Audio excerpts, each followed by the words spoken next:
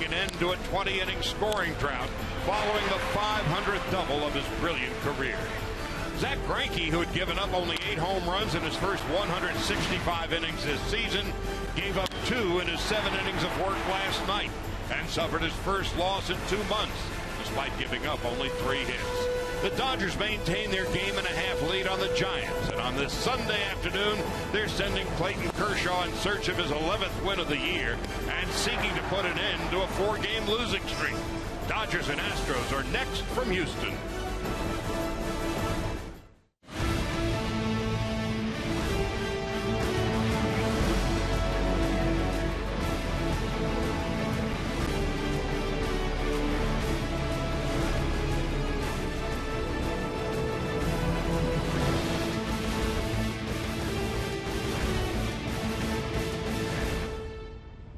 It's a beautiful day for baseball, and live from Minute Maid Park in Houston, Sportsnet LA presents the Los Angeles Dodgers and the Houston Astros in the final game of this 3-game series. Hi again, everybody. Charlie Steiner, Oral Hershiser. Nomar is off this week covering the Little League World Series. The Dodgers have lost 4 in a row. They've lost 7 straight on the road. But this afternoon, they've got the right guy on the hill, Clayton Kershaw. In the course of his career, following a loss for the Dodgers, his record is 52-24. And right now, he needs to right the ship. This road trip has not gone very well. They're not hitting very well. They're not pitching very well. And you see the runs per game at 1.8. Every category, the opponent has out-hit or out-pitched the Dodgers. But right now, with the MVP from last year on the mound, 27 starts last year, 21 wins, and he was the MVP. Well, he has the hopes, dreams, and the emotional stability of his team on the line today. They are trying to avoid the 5-game losing streak, but Clayton Kershaw has been dominant of late. But most importantly, he needs to be dominant today. The curveball needs to be on. The league's only hitting 108, and a glove like that, it can do nothing but help. So the Dodgers trying to right their offensive ship this afternoon. It's been a road to nowhere so far. Diagramming that trip, Alana Rizzo, when we come back.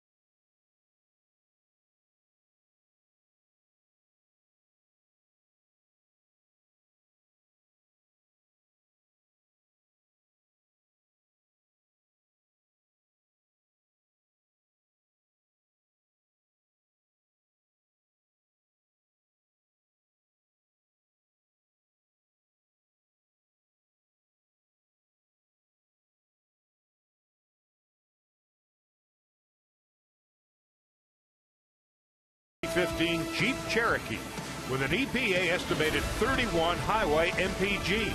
It's the perfect choice. Visit Jeep.com today. 93 degrees outside of Minute Maid Park, built in 2000. The roof is closed, perfectly comfortable inside.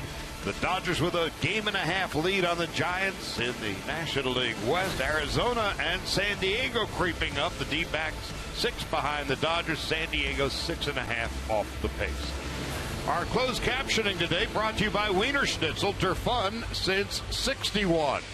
So the Dodgers, having lost 7 straight on the road, 4 in a row overall. Here's the lineup put together by Don Mattingly, courtesy of Honda. Jimmy Rollins, Chase Utley batting second at second base, and Justin Turner's been slumping. He's batting third at third.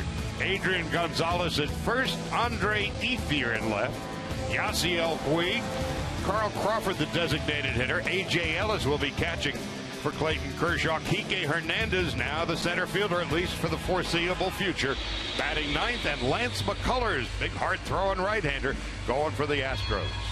Only his 15th start in the big leagues, the youngest starting pitcher in all of the big leagues. There's only one reliever younger than him, Roberto Osuna, reliever for the Blue Jays.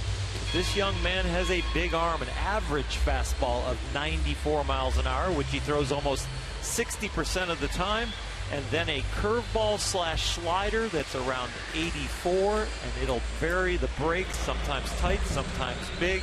And a changeup he throws rarely, but it's not very much off of it. It's only down to about 88. He is fresh up from the minor leagues. They basically gave him 3 weeks off of product pitch count over the course of the season, got racked around in his previous start, and so he is back. And to make room for him on the roster, Preston Tucker has been sent out, and so the Astros, as a result, have 3 bench players today. Their backup catcher Conger, Colby Rasmus, and Luis Valbuena. So he's a big, hard-throwing right-hander, is McCullers, out of Tampa, Florida. And Jimmy Rollins leading it off for the Dodgers. In this 4-game losing streak, nobody's hit a thing. Rollins, though, has 3 base hits, and on the first pitch, he grounds it to first base, and Carter is there, and we're underway. Defensively for Houston today, and the Astros have a solid defense, 3rd in the American League. Marwin Gonzalez is in left field. Carlos Gomez in center. Jake Marisnik out of Riverside is in right. Laurie, Correa, Altuve, and Carter. And Castro's been catching all weekend. So 1 pitch, and there's 1 gone. Chase Utley stepping in. 1 for 8 since coming to the Dodgers. 214 on the year, and takes a ball inside and low. 1 ball and no strikes.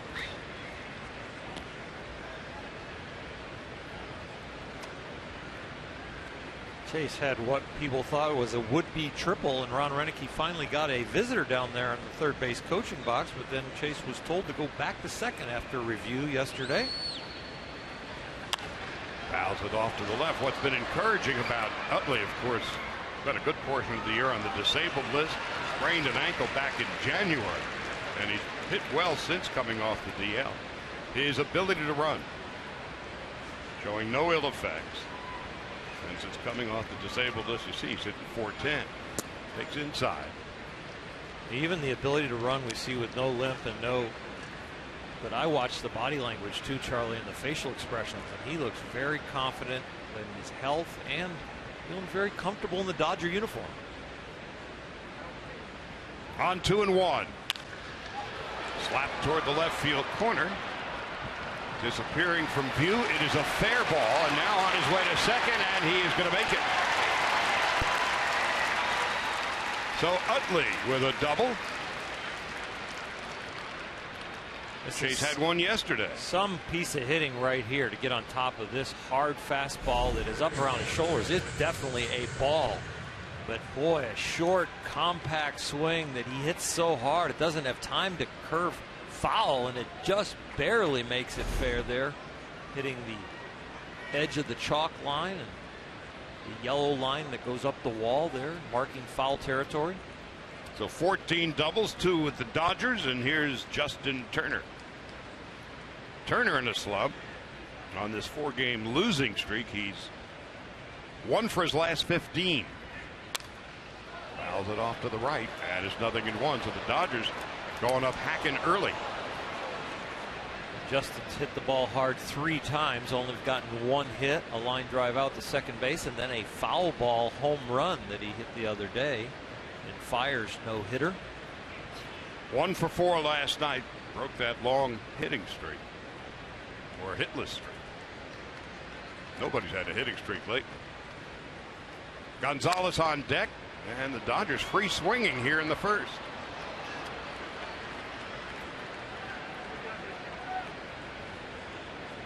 Dodgers head off to Cincinnati after the game. Off tomorrow, and then 3 with the Reds before coming home next weekend, Friday, Saturday, and Sunday with the Cubs, and then the Giants are in next Monday, Tuesday, and Wednesday. 40 games left in the regular season for the Dodgers at 67 and 55. In the dirt, and it gets past Castro. Utley will go to third.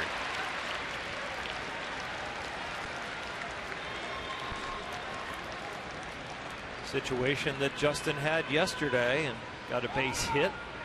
That man on third was Jimmy Rollins. But here you watch this ball, just when you throw these breaking balls with tight spin, a lot of times like that for catchers, the ball bounces back, and Chase Utley out there with his secondary lead out on his front foot, sees it hit the dirt and moves on up. Castro wasn't sure to get his glove up or down. A.J. Hinch is sure to bring his infield in. 1 ball, 2 strikes. Into center field. Utley will tag. The catch is made by Gomez. Here comes Utley. The throw to the plate. Got it under the tag. Sacrifice fly for Turner, and the Dodgers take a 1-0 lead.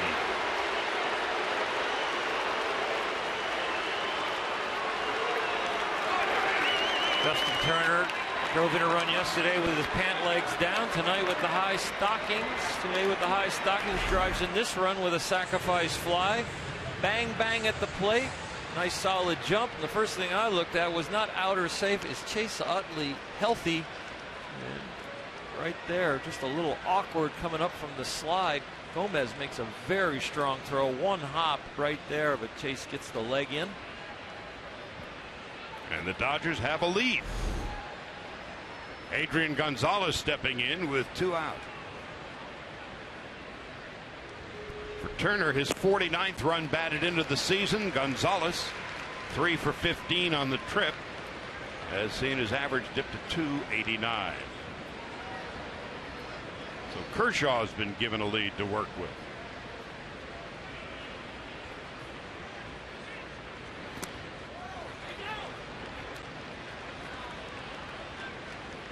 That's John Hirschbeck, first base umpire, or third base umpire. And it's 1 ball and 1 strike. Into left center. And there is Gonzalez. And that ends the first. But a double for Utley. A sac fly for Turner. Clayton Kershaw is getting ready for his 25th start of the year with a run to work with.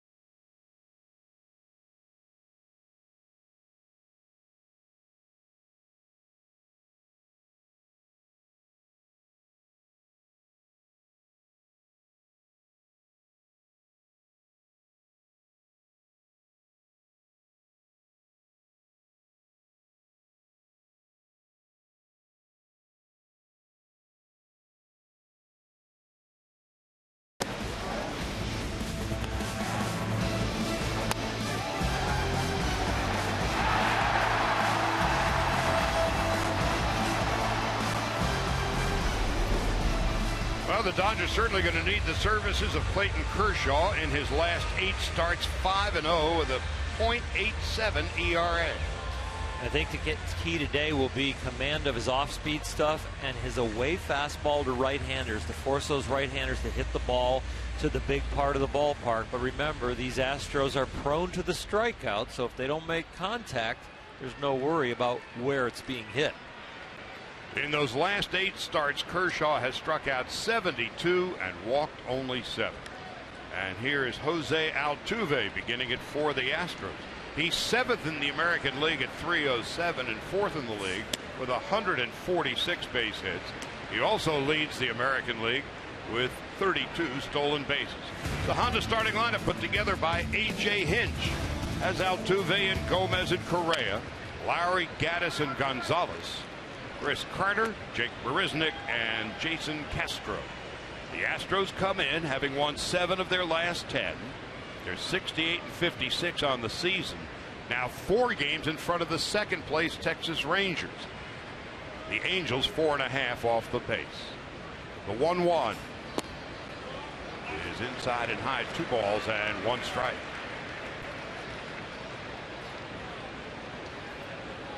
Altuve, the shortest player in baseball, about 5'5.5", 5'6", listed at 5'7". He cares not a whit about his height. His 147th base hit, a leadoff single to left. Defensively behind Kershaw this afternoon, Ethier, Kike Hernandez in center field, Yasiel Puig in right, Turner, Rollins, Utley, and Gonzalez in the infield. A.J. Ellis, who has thrown out 30% of would-be base stealers, is behind the plate. And remember, Altuve, 32 stolen bases, the most in the American League, as Carlos Gomez steps in. Gomez at 184 since coming to the Astros. First ball swinging, and a fly ball to center field. That's Kike Hernandez out there.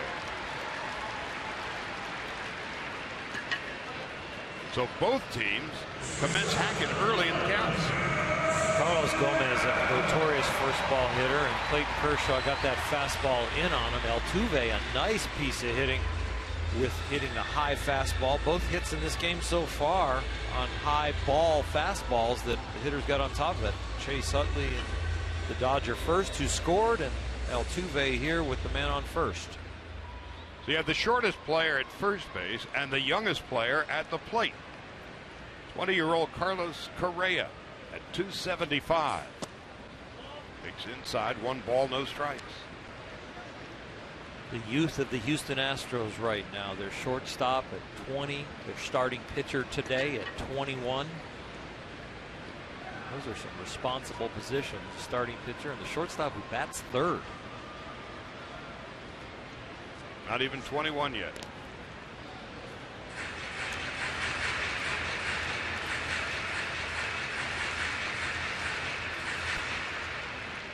Jed Lowry is on deck.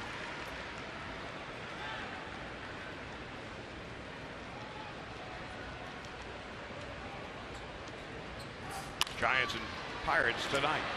Turner, Utley throws it away. Good hard slide by Altuve.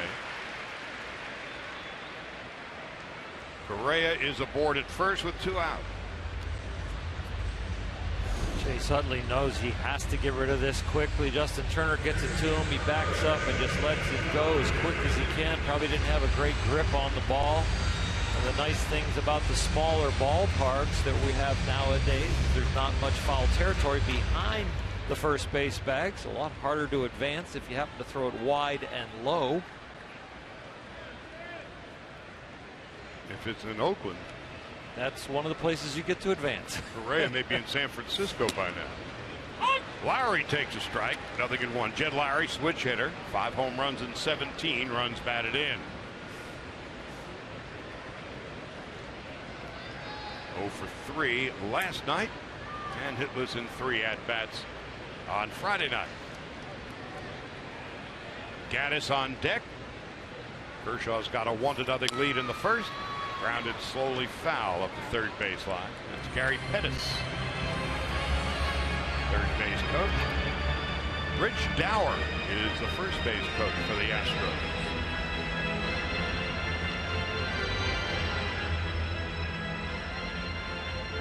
Kershaw in 115 career starts following a loss for the Dodgers. He has generally stopped the bleeding. 52 and 24. And a 2.34 ERA in games where the Dodgers really need him a lot. And certainly that falls into the category today. Can't complete the game and you can't win the game in the first inning, but you sure can get them off to a good start. And Clayton is throwing the ball very well right now. Baseball up and away. Came out of the bullpen really locked in. His warm-up pitches when he took the field, A.J. Ellis hardly had to move the glove. He looked in the perfect rhythm. Clayton's 25th start of the year.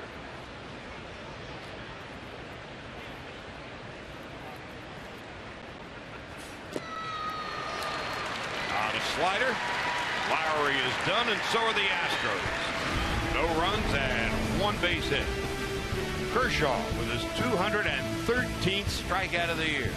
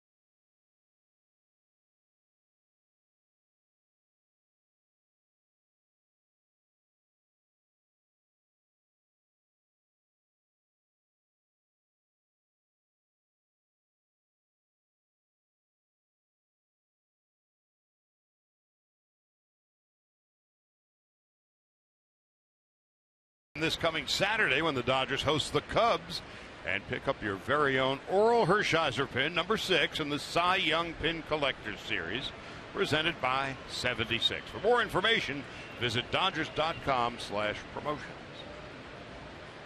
You've been pinned. It's a nice group to be part of. Andre Ethier will lead it off in the second inning. Ethier, Puig, and Crawford to bat. Andre's had a good month. McCullers threw just 12 pitches in the first inning. The Dodgers scored a run. Kershaw threw but 11 in the first inning, so both teams are hitting early against the opposing pitcher. Quickly, 0-2. McCullers a young man, only 21 years old, 10 months and 21 days. And he is attacking the strike zone very confidently with that 94, 95 mile an hour fastball. Just inside 95. Then he goes to that breaking ball, which can be called a slider or a really hard curveball. It's got so much break. It's not a true slider. Ethier pokes it down the left field line, kicks off the sidewall. Andre's on his way to second, and the throw, and he is out. What a play by Gonzalez. A bare hand throw, a perfect strike, and Altuve tags out Andre Ethier. With Clayton Kershaw on the mound, Marwin Gonzalez playing left field today instead of Colby Rasmus. Andre Ethier gets a little backup slider that he just drops the barrel on. You see that carom off the stands that creep in right there. And Gonzalez plays that like a third baseman making a wrong foot play on a bunt. Altuve getting the glove down maybe far enough. Take a look right here. Looks like he might graze his calf before the foot gets in there, but the Dodgers are taking some time to possibly check on that. Ethier talking with Renicky while the Dodgers dance for a little time as to whether or not to request the replay. Nope. Thanks, but no thanks, says Mattingly.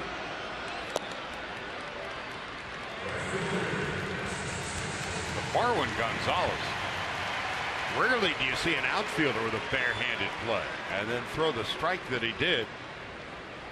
And Ethier is gunned down at second. That's an outstanding baseball clock in your mind to understand there's only one shot. Most outfielders pick that ball up, two-hand, overhanded to the bag on one hop or in the air. But he understood that he did not have time to do that. Big rip, 0-2 to Yasiel Puig. For Gonzalez, that was his first outfield assist. Puig missed a couple of games of that hamstring, and he pokes a base hit into left. So the Dodgers with 3 hits off young McCullers. Houston only had 3 hits all of yesterday with 11 total bases, 2 home runs and a triple, and ended up winning the game. Dodgers already with 3 hits here in an inning and a third. Squeaked over 1 run. A run and 7 hits for the Dodgers yesterday. They left 5 men on base. Houston left no runners at all, so they made the most of what they had. Carl Crawford has come home to Houston, and in his last 11 he has been very hot.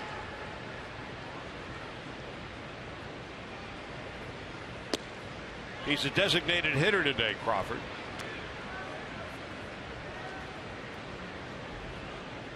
Listening to him talk the other day and reading some quotes, it's almost as if Crawford has now kind of resigned himself. He's not an everyday player anymore. He has, of course, been besieged by injuries over the course of his career. There goes the runner. There comes a throw, and Yasiel Puig has stolen his 3rd base of the year.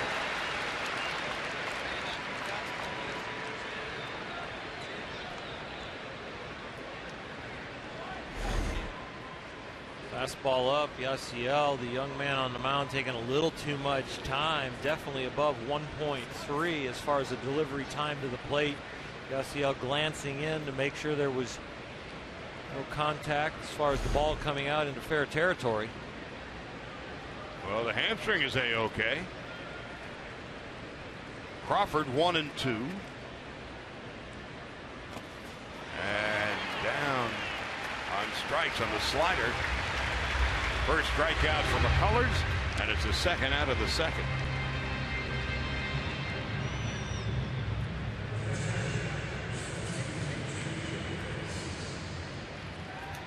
Now here's A.J. Ellis. 217 on the year. He's been getting on base quite a bit lately.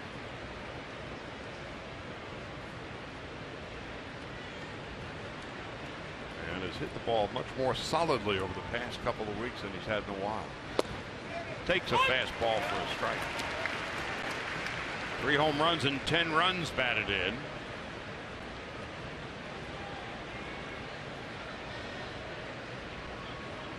Ellis on Tuesday in Oakland had 4 walks and a home run. But he flies routinely to right, and that's Marisnick a couple of steps in fair territory, and that's going to do it. No runs, 2 hits, and 1 man left. Kershaw and the Dodgers have a 1-0 lead as we go to the bottom of the second.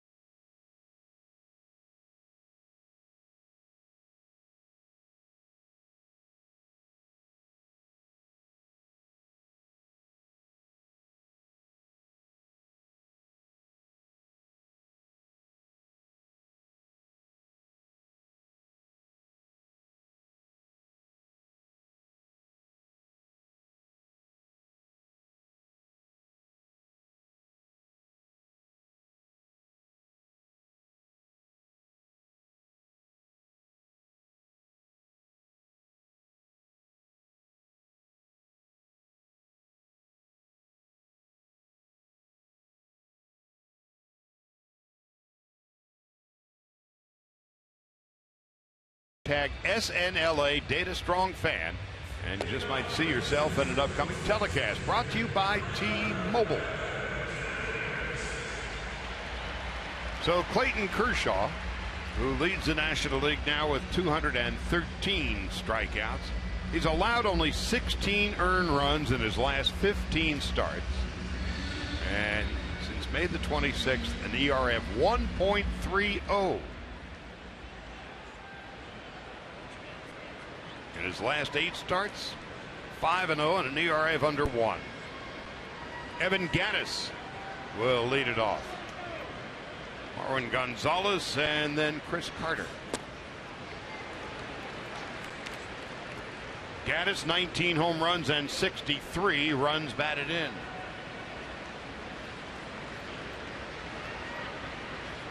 Nine triples and no stolen bases.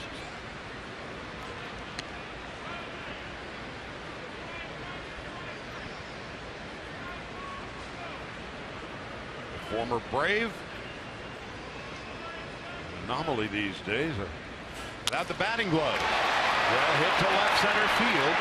A lot of room out there for Andre Ethier.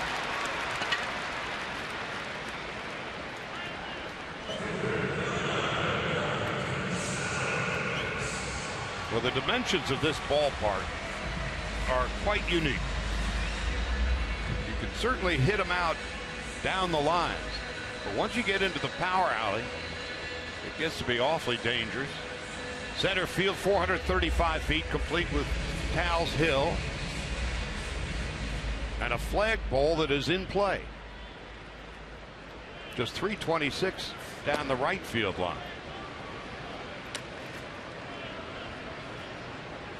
So you can hit him out there, but once you get out toward the bullpen area in right center, then it becomes an entirely different issue. Marwin Gonzalez is hitless in his last 10 at-bats, but made a terrific defensive play, gunning down Andre Ethier in the top half of the second inning.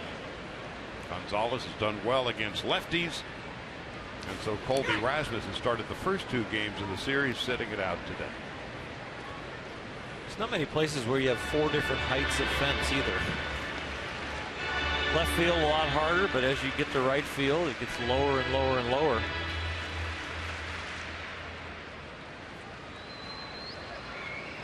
Very unique. The right field area, the wall is just 7 feet high. Then you get to the power alley where the bullpen area is, and the walls are 10 feet high. Then when you get out to Tal's Hill, I'll forget about it. On 2-2. High, 3 balls and 2 strikes. How tall is the tallest wall out there? Left center. Well, actually, you've got the left field wall over the Fenway-like out-of-town scoreboard. That's 19 feet. Left field power alley with all that gated area in front of the out-of-town bullpen. It's 25 feet. Wow. That's a mere 19 feet. And then you move and swing over a little bit. It causes a lot of excitement because you see a lot more triples to left field here. And how that cuts out just before the 362 sign. So it's a unique place to play, to be sure. Built in 2000, Minute Maid Park. Kershaw with his 214th strikeout of the year, second of the game. He leads the National League.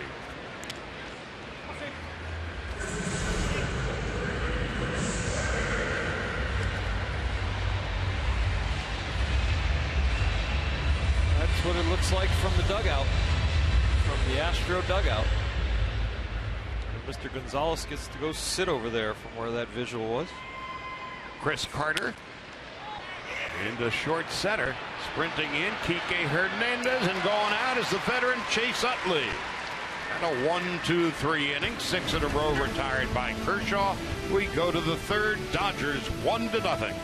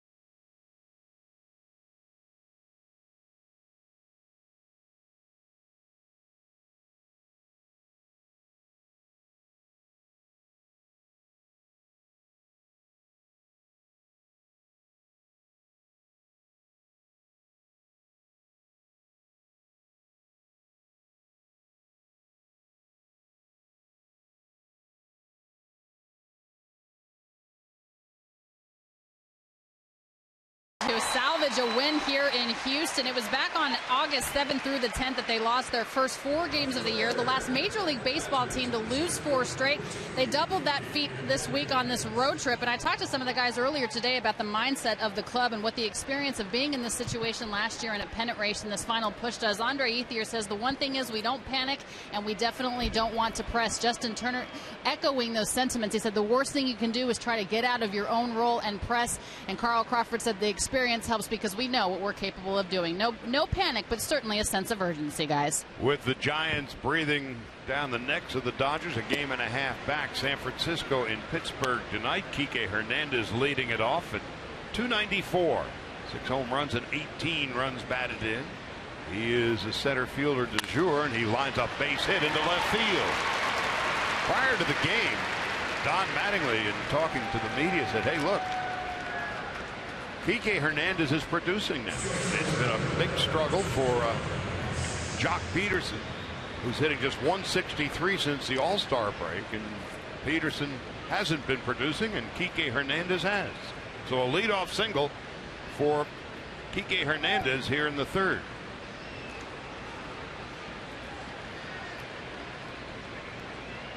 Just 40 games left in the regular season, including today.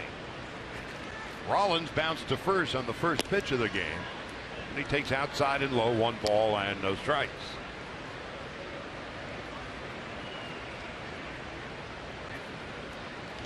Rollins and Utley, top of the Dodger lineup. The experience of showing that you can come out of slumps and that you can respond. A guy like Jimmy Rollins has shown that this year, where a guy like Jock Peterson hasn't proven that, this being his first full year in the big leagues. So you're at a point in the season where you really think about putting a hot hand in there. You wouldn't do that necessarily to a veteran that has responded in the past, come out of slumps and understands August and September and October. But with a youngster, a guy who made the All-Star team, who participated in the Home Run Derby, it's time to make a move right now.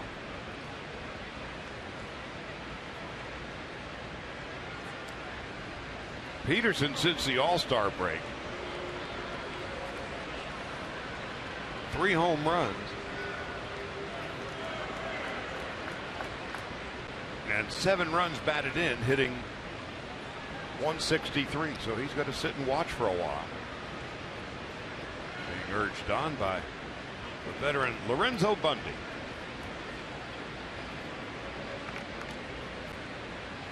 Mattingly and his bench coach Tim Wallach in front. The Dodgers in front 1-0 here in the third. Hernandez extending his lead. McCullers deals up the middle. Correa will step on the bag and fire to first, and a double play.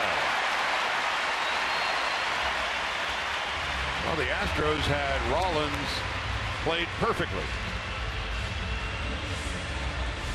Correa makes a very nice play and ends up in a very dangerous position with his stride leg on the bag as the slide's coming in. Boy, if Kike Hernandez makes contact when he is on that bag, it could be dangerous. Jimmy Rollins just not making there in time, and Astros had him played perfectly. Correa, some bravery right there out at second base.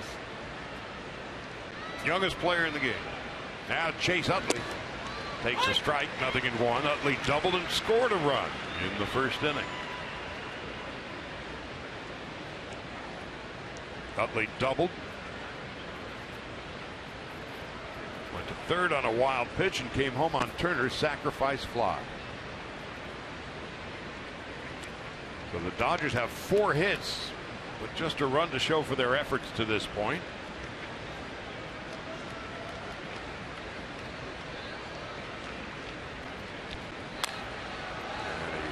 Foul into the Astro dugout.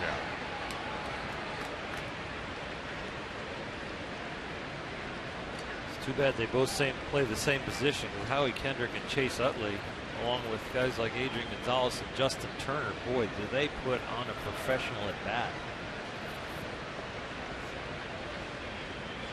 would not be out of the realm of possibility that when Kendrick gets back, Utley plays a little bit of third base.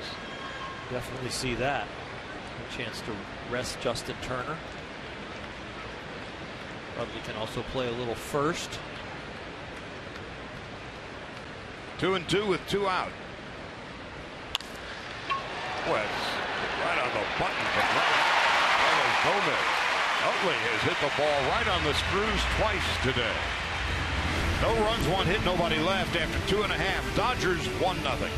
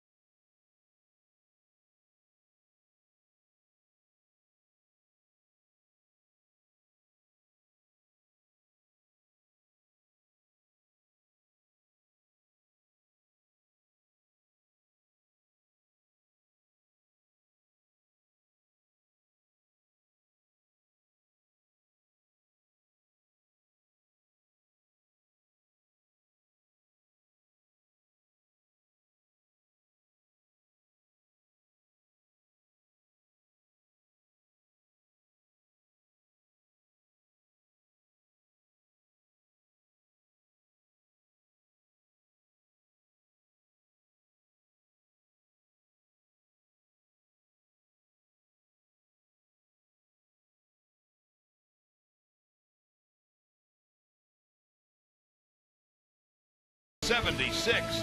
Off day tomorrow, then 3 in Cincinnati. Will be on the air Tuesday and Wednesday, a little past 4.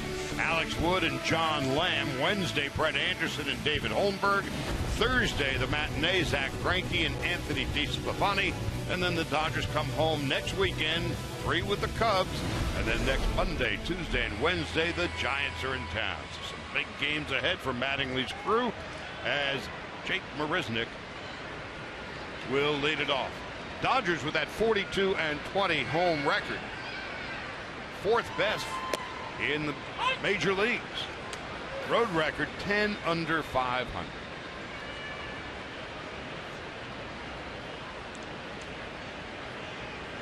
Marisnick at 230. The fly ball to center field.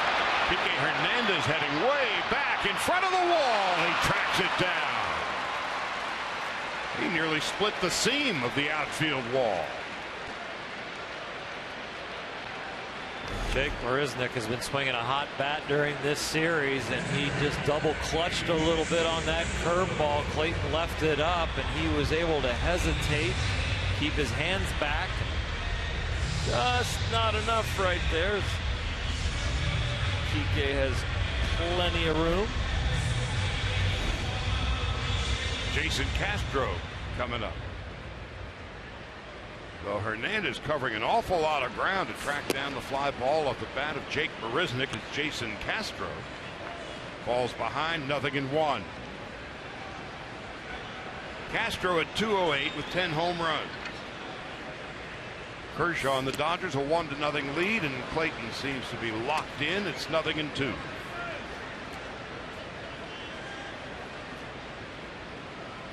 That was quite a play in center field by Kike Hernandez. Some questions about his ability to track down fly balls in center. Quickly answered. Definitely got the speed. He just the experience of running routes out there in center field. Now played double digits in center field starts, second base starts, and what was the third position he's played? Shortstop? There it is. The last Dodger to have double-digit starts at second base, shortstop, in center field. You have to go back 35 years. Darryl Thomas. Well, Kike Hernandez in his first year with the Dodgers making quite an impression. Just recommend that he doesn't use the basket catch like Darryl did. It was a lot of fun. It made you nervous when you're on the mound.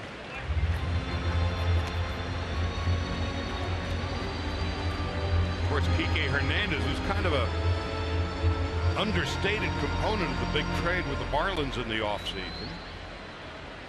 Of course, Howie Kendrick would become a byproduct of that deal. And Haney went over to the Angels. There's a call, third strike. Curveball from Kershaw. That's the third strikeout of the game. Here's a Carl's Cam replay of Uncle Charlie, public enemy #1. The league up to that point was hitting 108 off of the curveball from Clayton, one of the best in all the big leagues. Only Charlie Morton has a lower batting average against his curveball than Clayton. That's at 100 for Charlie, and Clayton was at 108 prior to that. Getting a little closer to Charlie. Morton turned in quite a performance the other night against the Giants. Now Altuve, who singled to left, grounds it in the hole at short. Rollins never going to get it. Once it got past Turner, the speedy Altuve had the hit.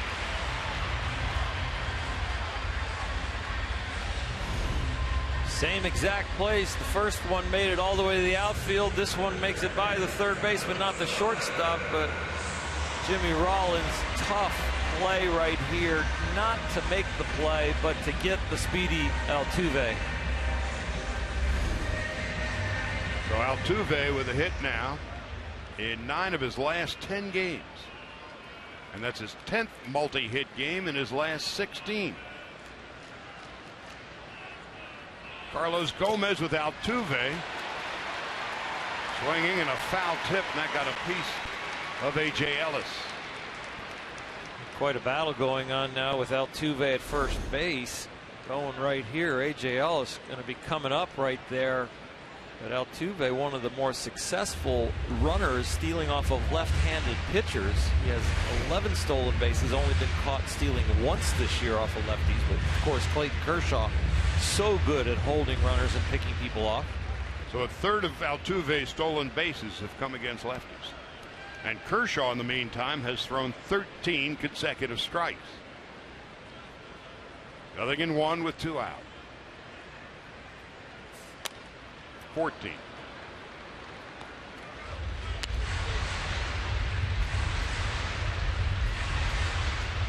Well, we've had Greinke in his scoreless streak, Kershaw in his scoreless streak, and now Clayton with his strike streak. 14 strikes in a row. And Altuve is picked off. Clayton Kershaw, one of the best moves in the game. Kershaw, his 4th pickoff of the year. So no runs and 1 base hit, and Altuve is left out to dry. Thank you and good night.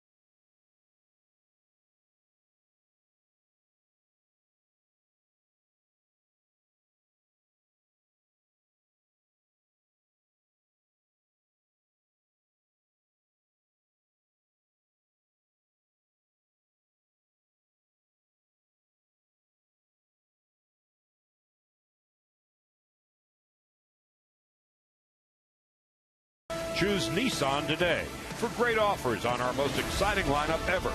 Shop at ChooseNissan.com. And by DraftKings.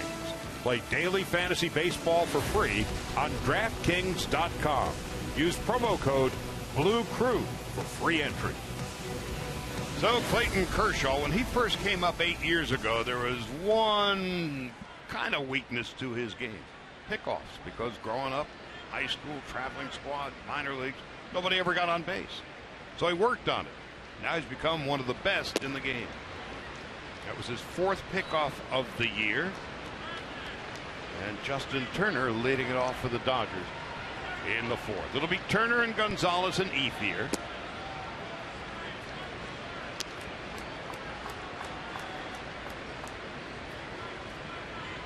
Two balls and no strikes to Turner. A sac fly in his first plate appearance. Taking a strike. There are so many ways a pitcher can help himself, either with the bat or his glove, and certainly in the case of Kershaw, the ability to hold runners and pick them off if they dare to run. He's done an outstanding job, and right there he noticed that Altuve was taking the beginning of his lead by lifting his right foot up. So he timed his step-off move, not in the conventional way of letting the runner get his lead and then using the leg kick to pick him off. He watched that last step, and when the right foot was in the air, he went to first base, stepping off with the quick throw, and got him where he caught that foot in the air. And Altuve was just hung out to dry. Already in the 4th, and Turner takes high. Working the count full. McCullers to this point has struck out 1, hasn't walked anybody, has given up a run and 4 hits. And Turner with a fly ball to center field. Gomez going back. A world of real estate out there, and Turner flies out. Take a look where Clayton Kershaw, not your conventional pickoff. This is a step-off throw, but watch Altuve coming out there kind of nonchalant. But watch when the foot gets in the air, right there. Right as he picks it up, Clayton goes, now's the time, because you can't get back when the foot's in the air. Hello, I must be going. Left-handers have a little better advantage on that. Right-handers, what you do is you kind of peek around your shoulder as you're about to come up and come set, and if you want to time it with that leg coming down, that's when you come over as you're coming up. The runner's usually taking their last half step. And guys that elevate that right foot as they creep off the base, the higher they elevate that foot, the longer they're going to be in a precarious position.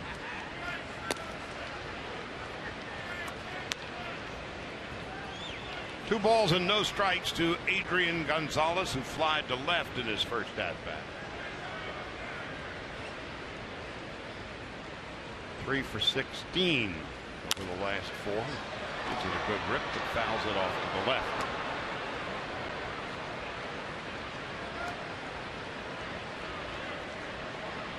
Ethier on deck.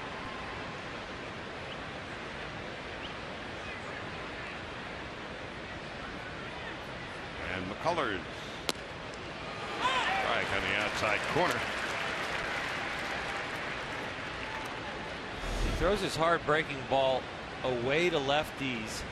It has a tendency to break a little tighter, like a backdoor slider. He throws it more to the middle of the plate or to the left side of the plate. It breaks down more and is a little bigger. His hand gets through it a little bit more. And I think it's the same exact breaking ball, Charlie. Gonzalez down on strikes. Second strikeout for McCullers.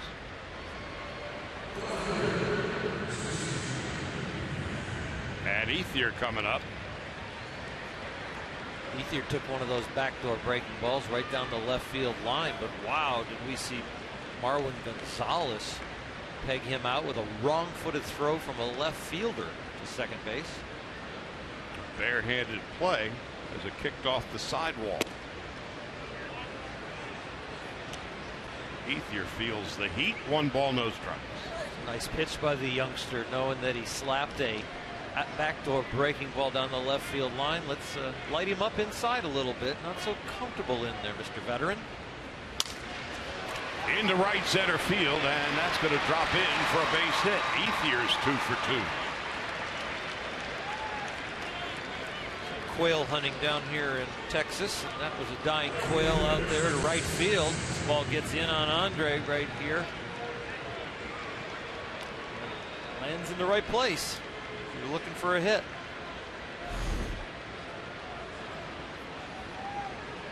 Yasiel Puig, who singled to left in his first at-bat, extends his hitting streak to 7 games.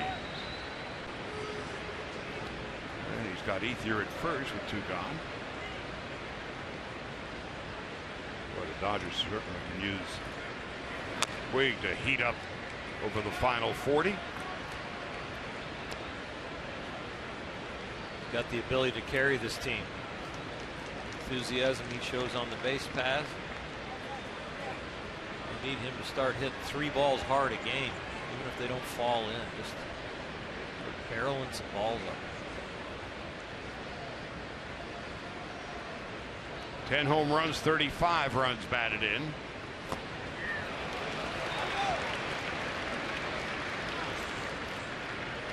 No balls and 2 strikes to Yasiel Puig. Jason Castro right there did a nice job hopping on that little squirter away. Kept Andre Ethier at first base with 2 outs. You get a little risky down there at first, but he was so quick. He held Andre.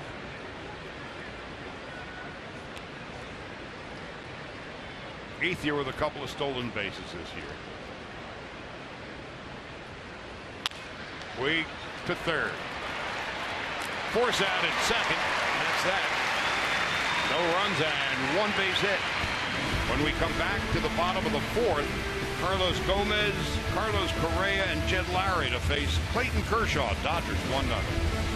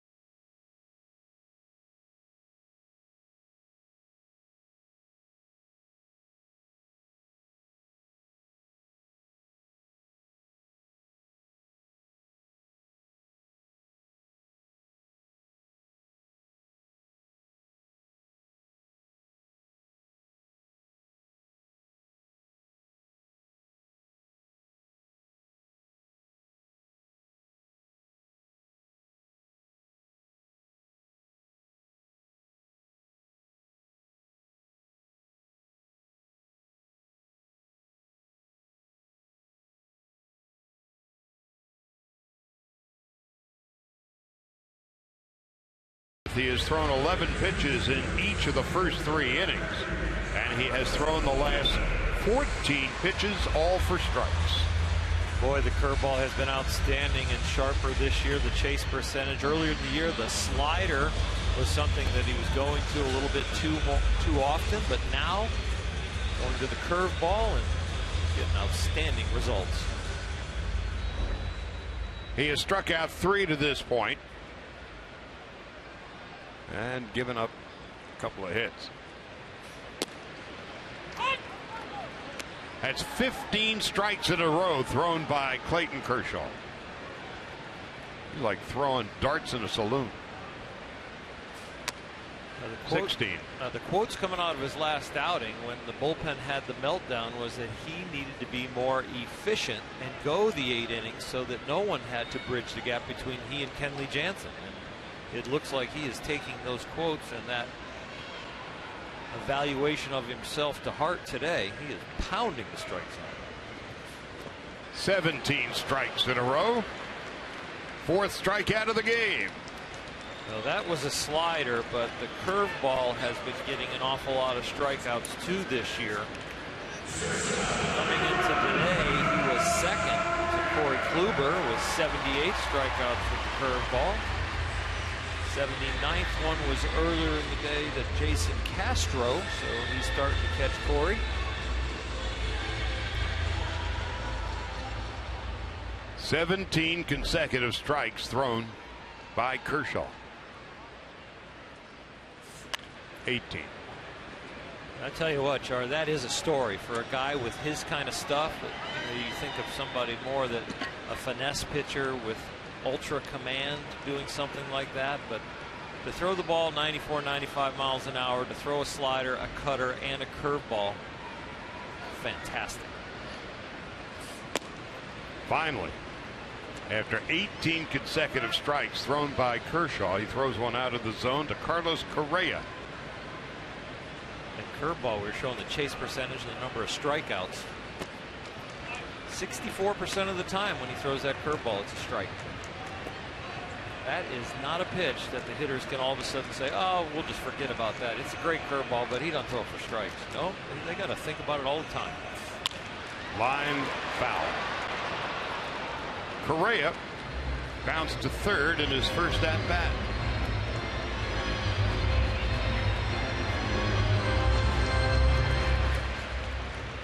When he throws his fastball, he throws it 70% of the time for strikes. Slider, 66% of the time for strikes. And when he throws that curveball, almost 65% of the time for strikes. Lowry on deck. The 2-2. Off the end of the bat.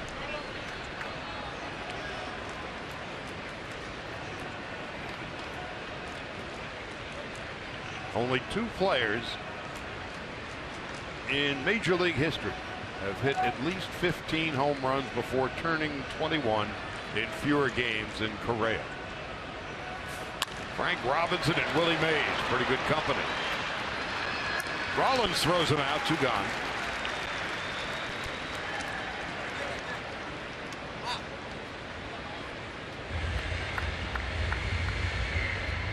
Rollins, boy, has he been a steadying presence in the infield. The Dodger defense having committed for 54 errors this year. That's the fewest in the National League. And now he's got his old running mate, Chase Utley, over at second base. Lowry, a strikeout victim in his first at-bat. 4 for Kershaw so far. He delivers a strike, and it's 0-1.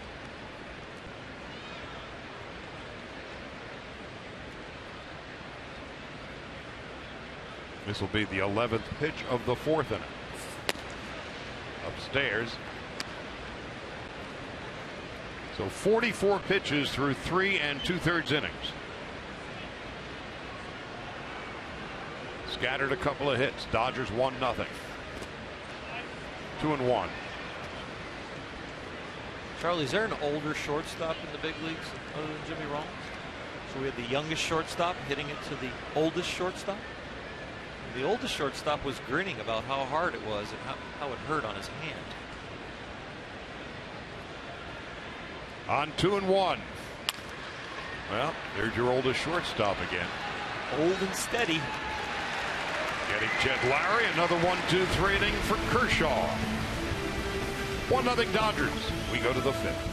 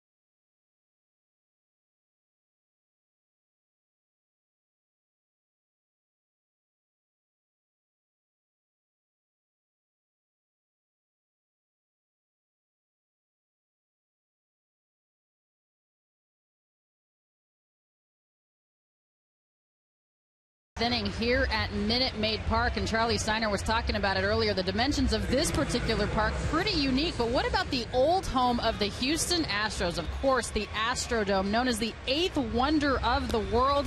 And wow, that was a tough place to hit if you really wanted to get it out, but you really couldn't, considering it was a dome. Opened in April 9th of 1965. Originally, guys, 340 left field, 375 left center, 406 straightaway center field. It was added to the U.S. National Register of Historic Places on January 15th of 2014. The first multi-purpose domed stadium. Of course, the first place that had turf. Oral, what do you remember about having to pitch there?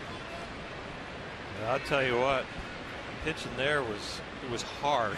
There wasn't a lot of atmosphere when they didn't get many people there, first of all, and then the AstroTurf was kind of hard in some places and soft in others. It was tough on the body for people to play defense. Crawford struck out at his first at-bat.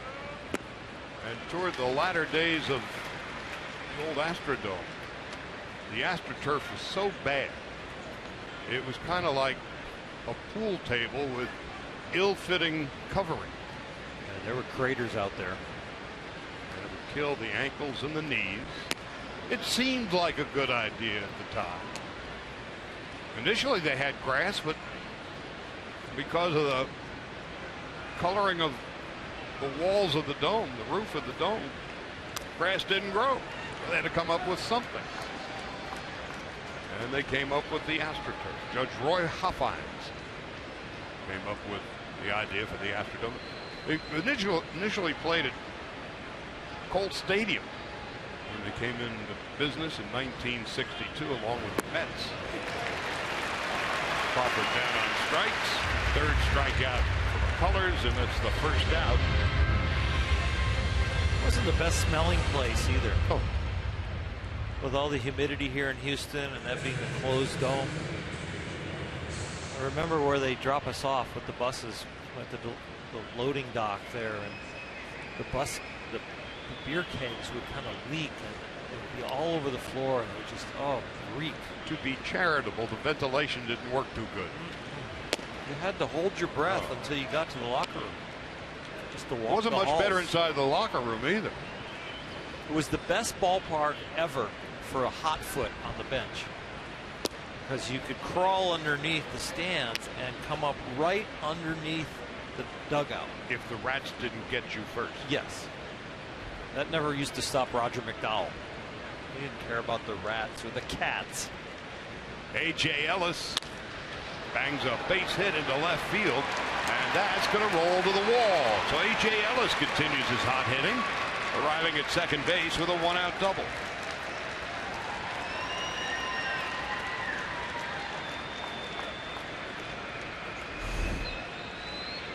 A.J. is just really the last time he played was in Clayton's start.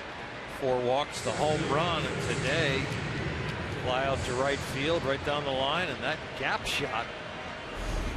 The harder he hits the ball with that exit velocity, the more days he's going to get to play, that's for sure, because they are not handicapped when he's back there defensively. Kike Hernandez stepping in. He singled to center in his first at-bat. Takes a breaking ball for a strike, and it's 0-1.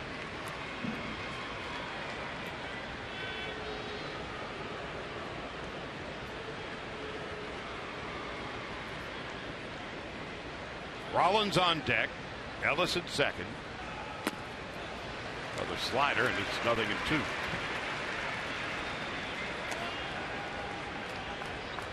So finally, the 8th wonder of the world, its existence came to an end. Still around. But Minute Maid Park was built and opened for business in 2000. And this is really one of the great retractable dome stadiums. Anybody throwing a big party in Houston, it's available for rental over there. I think there's a lot going on in the Astrodome. Proceed at your own risk. They should have a Febreze convention. Well, they had rat issues there. They had issues. They had rat issues. So they had this great idea. Let's get cats to get the rats. The problem was the rats beat the cats. Sounds like a movie. A bad movie. It was if you were around. Hernandez down on strikes. That's the 4th strikeout for McCullers, 2 out. And Rollins coming up. That's the famous video that was in all the blooper reels of the guy that's catching the cat that's out there on the field, and he finally catches it and he's running off the field with it, and the cat's biting him, and he has to drop it and the cat gets loose again. Cat didn't want anything to do with the rat. So now Rollins steps in. Jimmy is 0 for 2. That goes through the wickets, and Ellis will go to 3rd.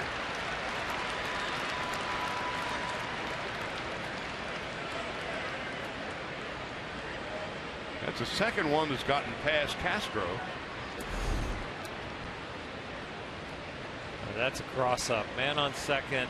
Young 21-year-old pitcher on the mound. Only his 15th big league start. That's a cross up between he and his battery mate Jason Castro. Castro put down what he thought was the sign for the fastball, and McCullers threw the breaking ball. Goes as a wild pitch. 1 ball, no strikes to Rollins. Jimmy has bounced to first and bounced into a double play. Dodgers a run and 6 hits. Astros no runs and 2. And that one gets past Castro, and in to score is Ellis, and the Dodgers will happily take it. All charity happily accepted. Dodgers 2-0.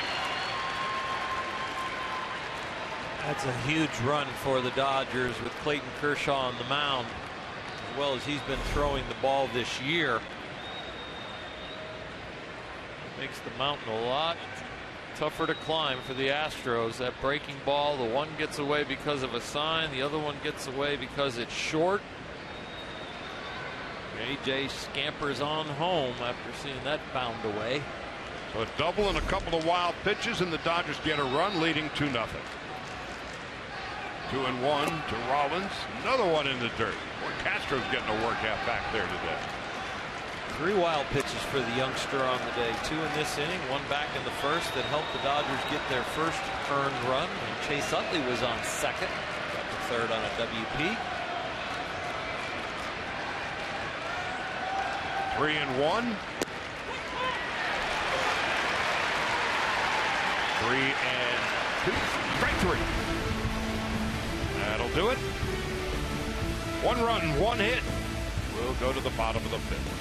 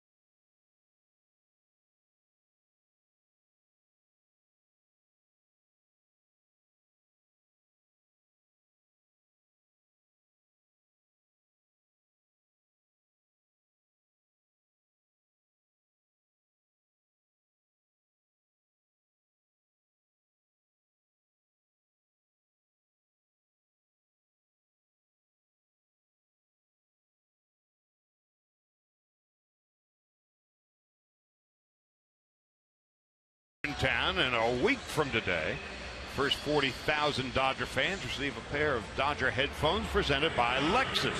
For tickets, go to Dodgers.com/promotions. So next weekend, the Cubs are in town. And a week from tomorrow, Tuesday and Wednesday, the Giants are in town. But between now and then, Kershaw's got some business to take care of here in Houston. The Dodgers will fly to Cincinnati tonight, off day tomorrow, and play the Reds Tuesday, Wednesday, and Thursday. Kershaw, 46 pitches, 34 for strikes. Gaddis on the first pitch rolls one into short right field where Utley will throw him out. Boy, that one was spinning like a gyroscope. And Chase Utley still showing a lot of range, makes a terrific play. Talk about watching his ankles and making sure he's healthy. Check out this Morongo slow-mo cam of Chase Utley chasing this one down. He can't go in slow motion, even though the camera can slow him down. Gaddis is out by a half a step. One more look here as he slips a little bit. Able to cut it loose to Adrian Gonzalez. And here is Marwin Gonzalez.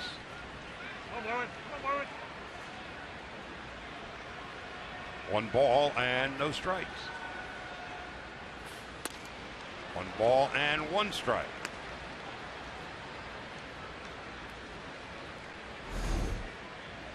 A high cut fastball, wanting it a little lower, but still got it by him. Kershaw has struck out 4, hasn't walked anybody. And at one point, 18 consecutive strikes. He has brought his A game today. It's 1-2, a slider, and Gonzalez not close. Take a look and see how much he misses this ball by. Over the top of it, out in front, 6-8 inches. Strike 3, fastball shaving the outside corner. 5th strikeout of the game for Clayton Kershaw. Cutter in, slider down and in, swung and miss. Light up the outside corner with the fastball. A.J. Ellis' glove hardly has to move. It's pretty near a perfect pitch. Gonzalez down on strikes twice. And Chris Carter stepping in, popped to second in his first at bat, and takes a strike. It's 0-1.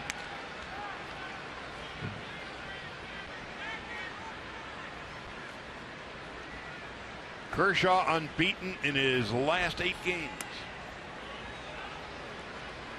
5-0 and an 0.87 ERA.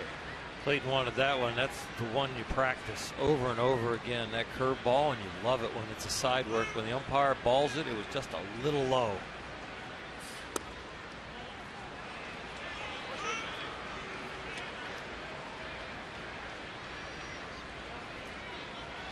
Kershaw coming into the game allowed 16 earned runs in his previous 15 starts. And today all he's done is scatter 2 hits. That one is whacked to left. It is deep, and it is high off the scoreboard. And Carter arrives at second base with a double. Hardest hit ball of the day for the Astros.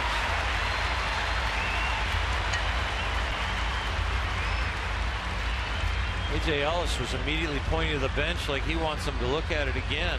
He thinks the ball might be foul. Everybody taking a look at the replay as much as they can. Boy, it is fair, right on the line. Clayton probably a little upset with the 2 borderline calls as far as getting to the 2-1 count. And the fastball right there ends up a double. Hit the line, and for Carter, his 13th double of the year.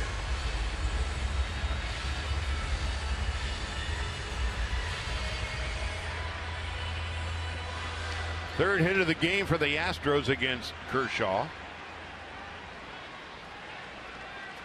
And their first runner in scoring position.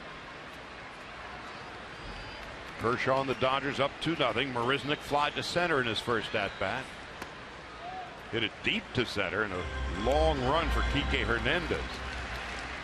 He did a nice job, Jake, did on that, and that is staying back on a curveball. You see AJ and Clayton start him off right there with a slider.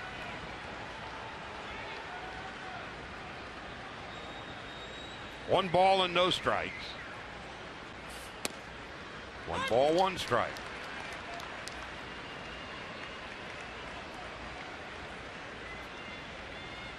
The catcher, Jason Castro, is on deck.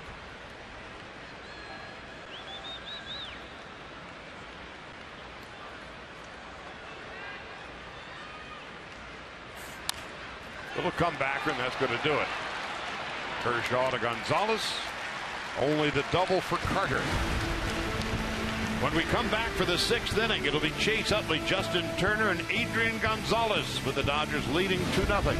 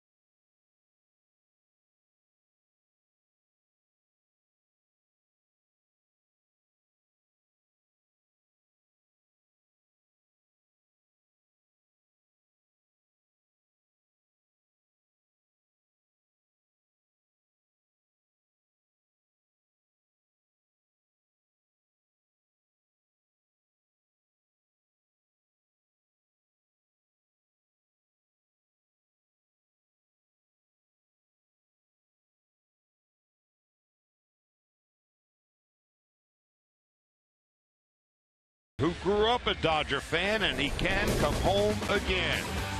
Utley playing in his 3rd game with the Dodgers. Went to Long Beach Poly, UCLA. Grew up a Dodger fan.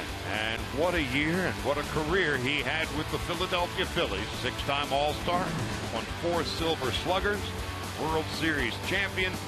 And between 2003 and 2014, he and Jimmy Rollins were teammates in Philadelphia, and they are back together again. Utley has doubled in line to center, and the Dodgers with a 2-0 lead.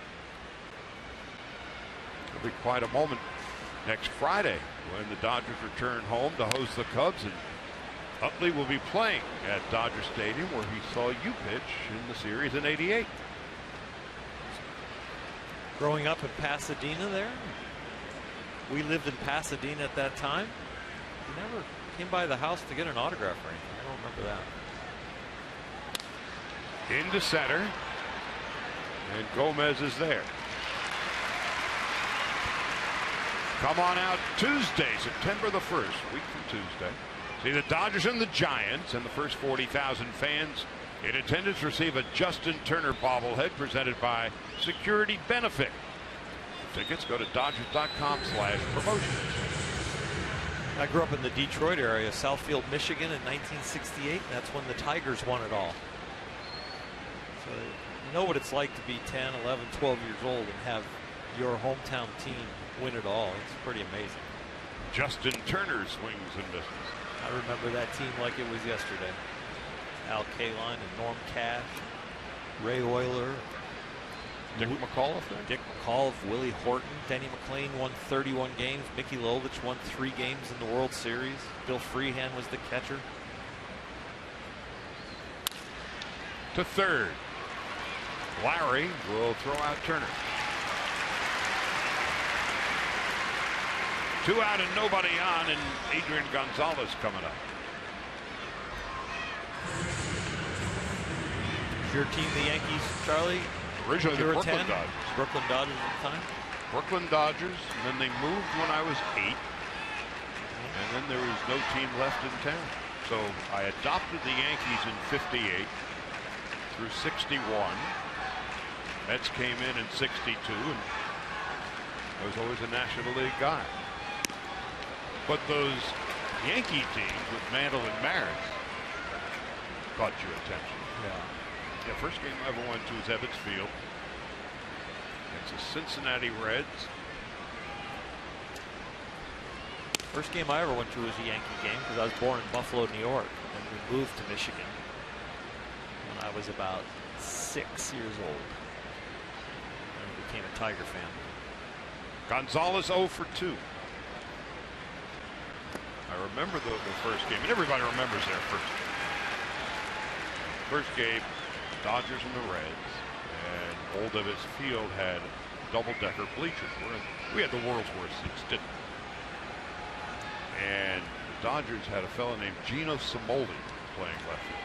Those were the years they had a new left fielder every year because they couldn't settle in on him. I remember Gino Cimoli because his number and his back were facing us the entire day. Gonzalez down on strikes. That ends the inning.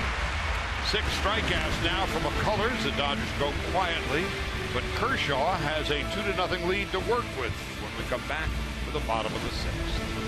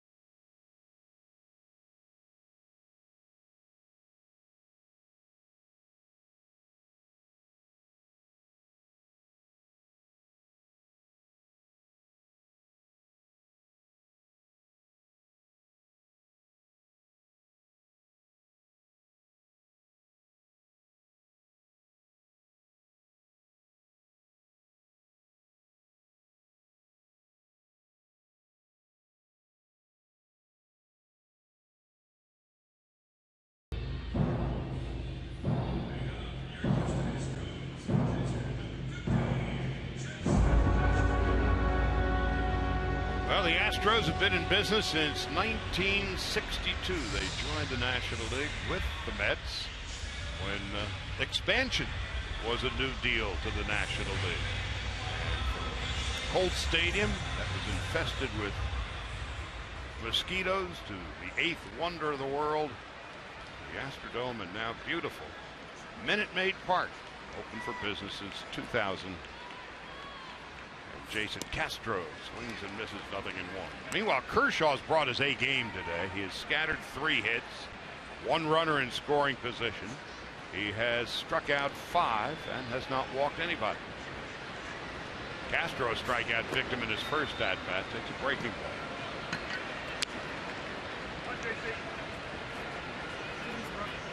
Jose Altuve 2 for 2 on deck. And then Carlos Gomez.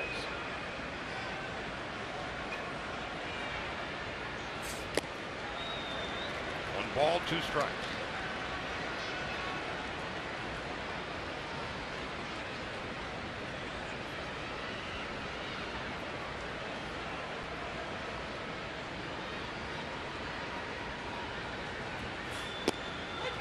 Kershaw.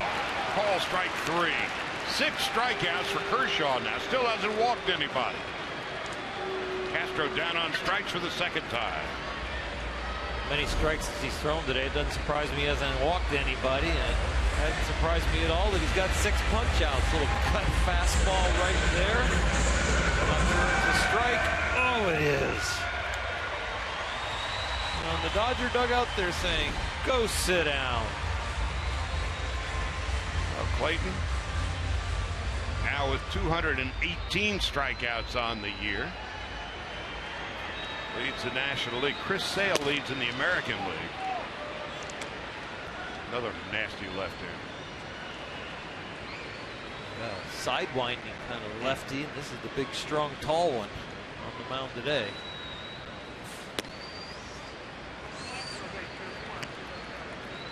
Two balls and no strikes to Jose Altuve, who's 2 for 2, has 2 of the 3 Astro hits.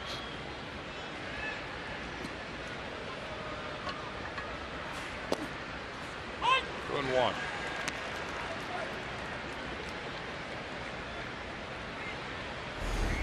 Clayton's had some borderline low strikes he hasn't gotten the call on. That one inside, he gets the call. 2 balls and 1 strike to Altuve. The way they're pitching Altuve, the way he is swinging the bat, they could almost shift on him and put another fielder on the left side of the diamond. Chase Utley up the middle, but he has hit 2 balls between Jimmy Rollins and Justin Turner for hits. That's how hard he's hit him. And so he goes to right field, and he's 3 for 3. On his way to second, and he will make it. Quite a throw by Puig, but wasn't much doubt about Altuve's 23rd double of the year. Well, he has done a number on the 2 aces of the Dodgers. Gave Zach Greinke a hard time yesterday.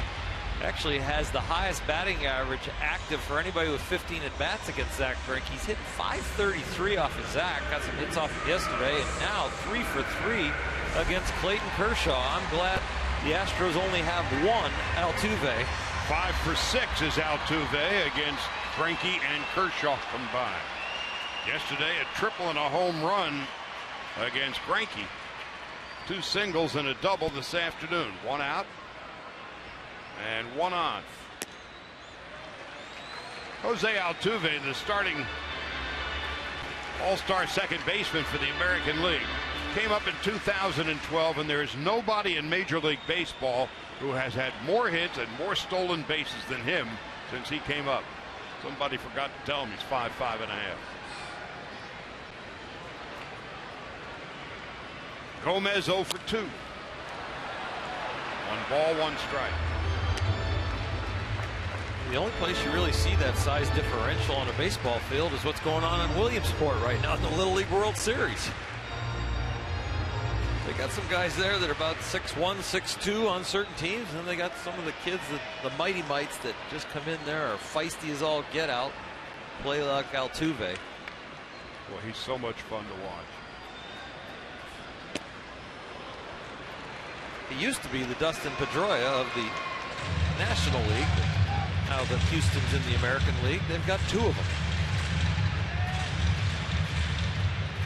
All he does is hit and run and catch and throw.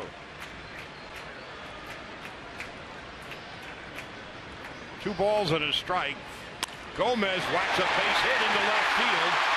Altuve will have to hang at third.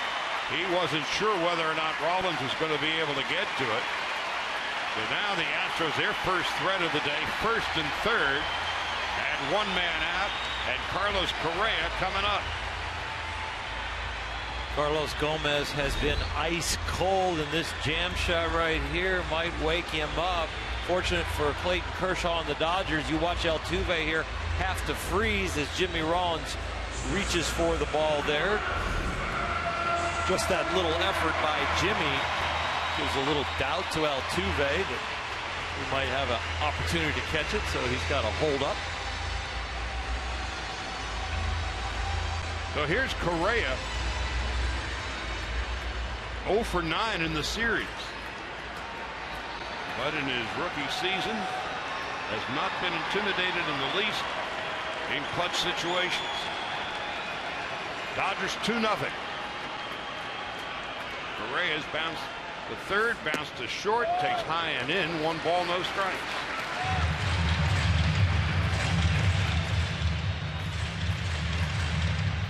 One of the things you notice with young hitters is in these big situations, they get anxious. Correa has been able to keep his poise for a youngster only 20, given the responsibility of batting third, and the table has been set for him.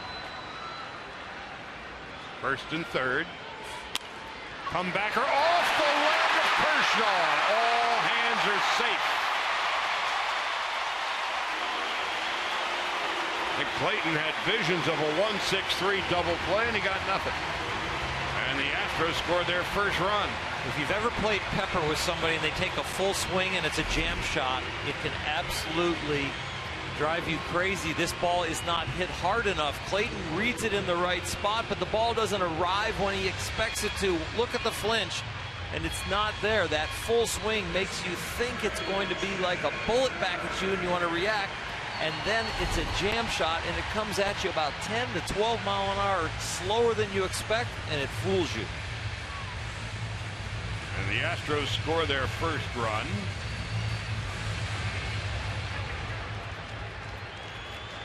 So Correa, who was 0 for 9 in the series, gets a hit off the leg of Kershaw. And here's Lowry, who's 0 for 10. I think Clayton wanted to throw it. I think he slipped right there. Made the spin move at second. Utley was ready to get it. Lowry is struck out and bounced to short. It's now a 2-1 game.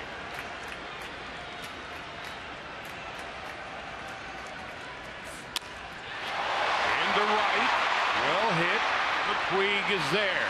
Tagging and on his way to third base is Gomez. He just gets in under the tag.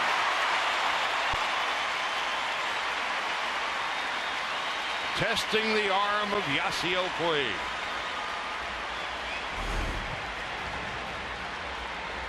This throw is absolutely amazing. Carlos Gomez really wrongly testing that you don't want to make the first or third out at third base, and that would have been number 3.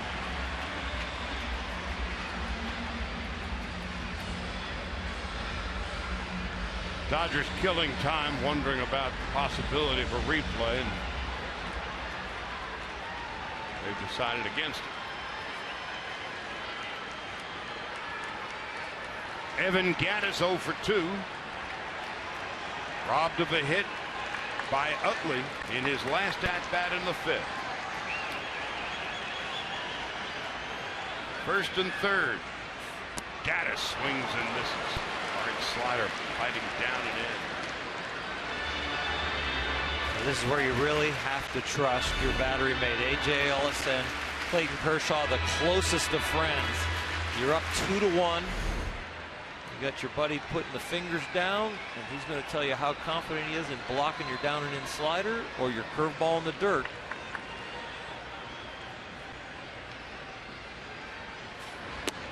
Gattis takes high and away. A.J. saying, I'll block anything. Calls first pitch slider and second pitch curveball.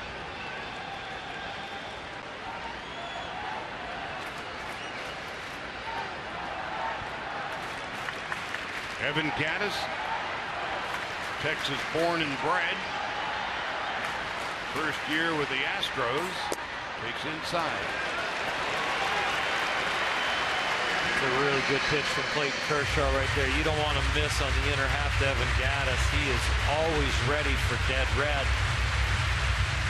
You're going to give him the fastball in that he likes. You better make sure you hit your spot. 2 balls and a strike. Gomez the tying run at third. Correa's at first. And a steal at the plate, and he is out at the plate. Carlos Gomez tried to steal home plate, and he is caught. And down is Ellis.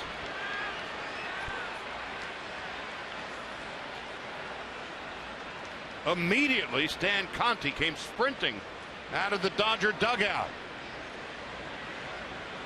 Gomez, who tried and successfully ran on Puig's arm, then tried to steal the plate, and he would be caught.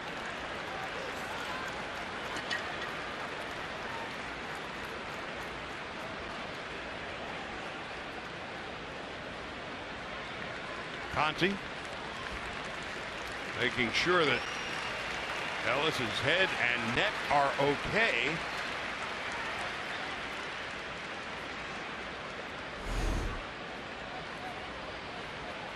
Gomez trying to pick the pocket of Kershaw. You see the right foot come across AJ's chin right there as he's reaching for the tag.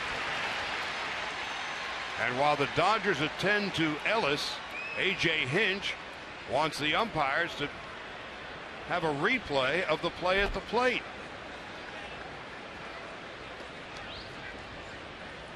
But Gomez is creeping down the line, and as Clayton goes through his, let's take a look at the tag first.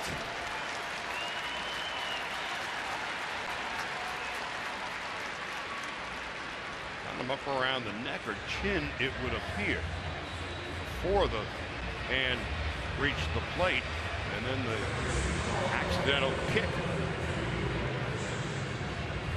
right there.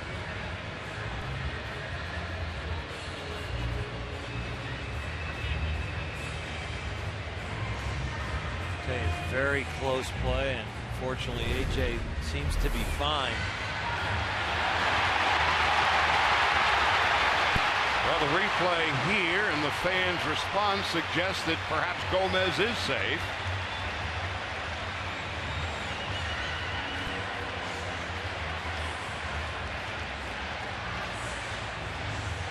They're still looking at it in New York. That's John Hirschbeck.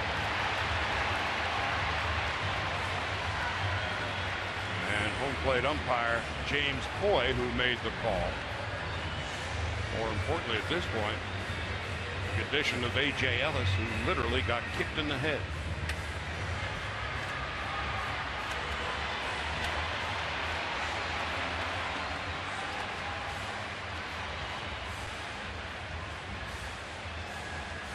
Dodgers have not been victimized by a steal to the plate in 3 years.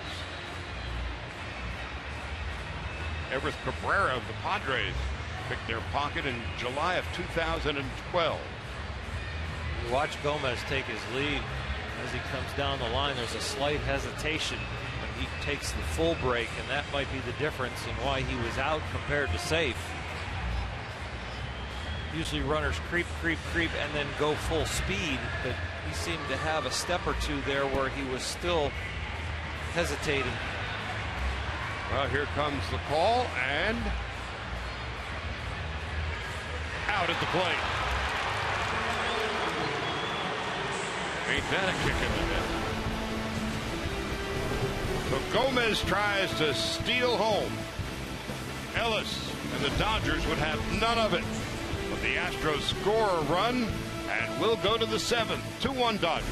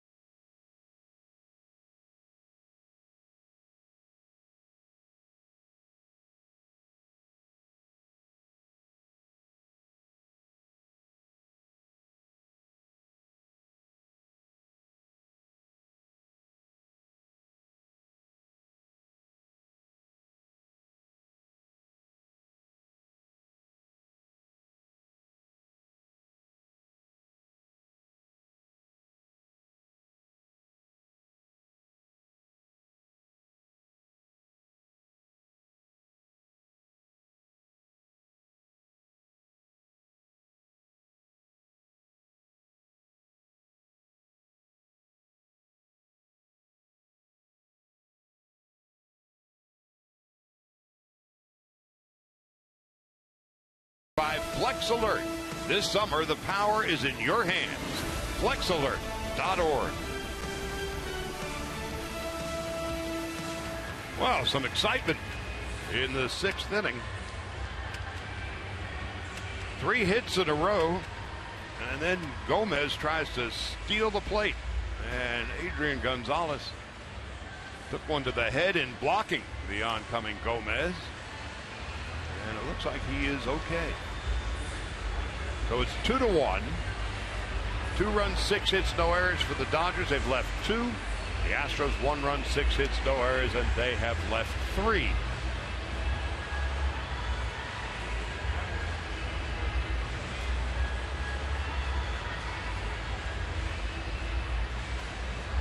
Jed Lowry being watched by one of the Astros trainers.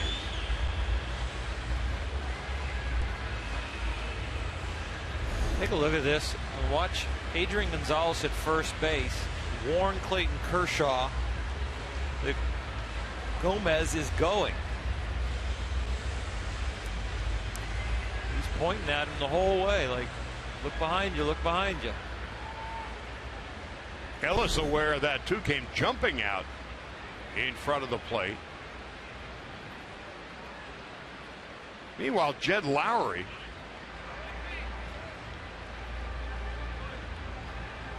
appears to be coming out of the game. A.J. Hinch coming to get him. We have no idea the circumstance under which Lowry is coming out of the game, other than he is. And Luis Valbuena is going to take over at third base.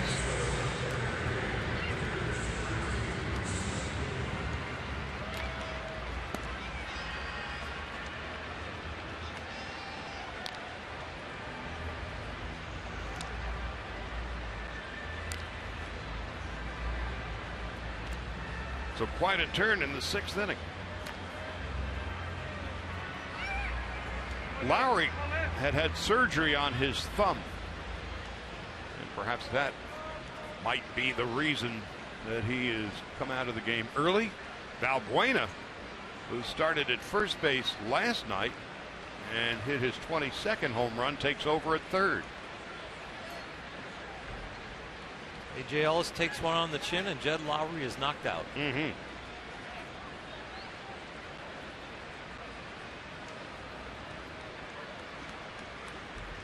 Ethier 2 for 2. Swings and misses, and it's 0-1.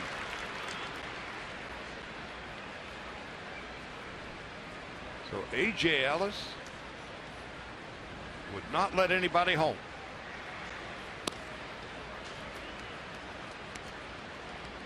Carlos Gomez tried to make something happen. Adrian Gonzalez, Clayton Kershaw, and A.J. Ellis were not going to let it happen. Lined into right field, and a short hop base hit. Meanwhile, Ethier 3 for 3 has stung the ball all 3 times today against Lance McCullers. Nick Marisnik gets a nice jump on it, but he slips just a little bit, and Andre's got some top spin on this line drive and picks up his 3rd knock. Nice job keeping that ball in front of him, or that would have been 3-bagger. Ethier 3 for 3, a leadoff hit, and Puig, who's 1 for 2, steps in. Yasiel now has a 7-game hitting streak. He fouls it back. It's 0-1. Puig up to 252. Yasiel's been hitting behind in the count today. In his last bat, 0-2, and got a fastball right down the middle. Mistake from the youngster, but was a little too anxious. Just rolled over it to third. Those are the kind of things that get you real hot, is when the pitcher makes mistakes and you capitalize on it in every at bat.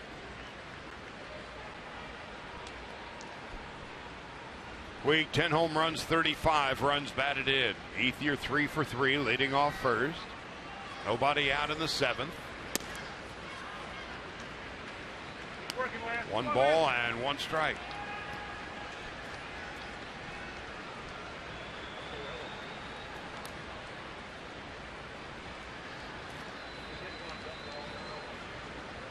Outfield deep. Gomez shaded slightly toward right center.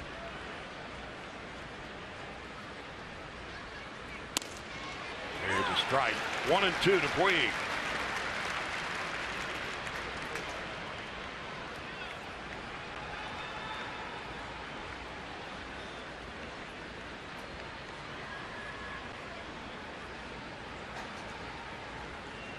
After today, 39 games remain in the regular season.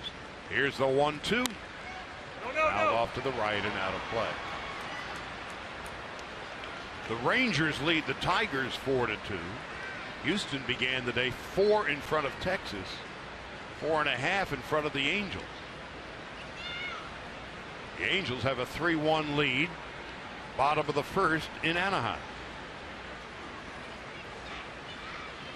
And the Astros in first by 4. Up and in. Chad Qualls beginning to warm up in the Astro bullpen. Little chin music right there. That'll get your attention. 39 games left after today. Start to feel like the whole season's going to come down to the games against San Francisco. Line drive, base hit into center. And the Dodgers are in business. First and second. And nobody out. Puig is 2 for 3. Ethier is 3 for 3. SEL changed his mechanics a few weeks ago, got a little bit more open right there, stayed on that ball, stayed balanced. A lot more what Mark McGwire and Don Mattingly are looking for. Now Crawford has been struck out twice today. Dodgers with a chance to get back the run. They surrendered in the bottom of the 6th. Crawford rips it foul.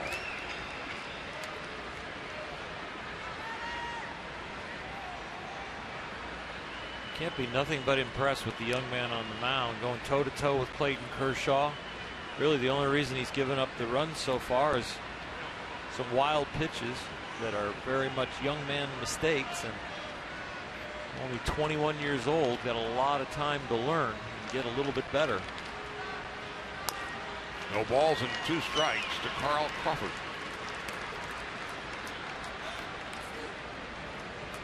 Big arm on the mound. 94, 95. Breaking ball. He can really spin it.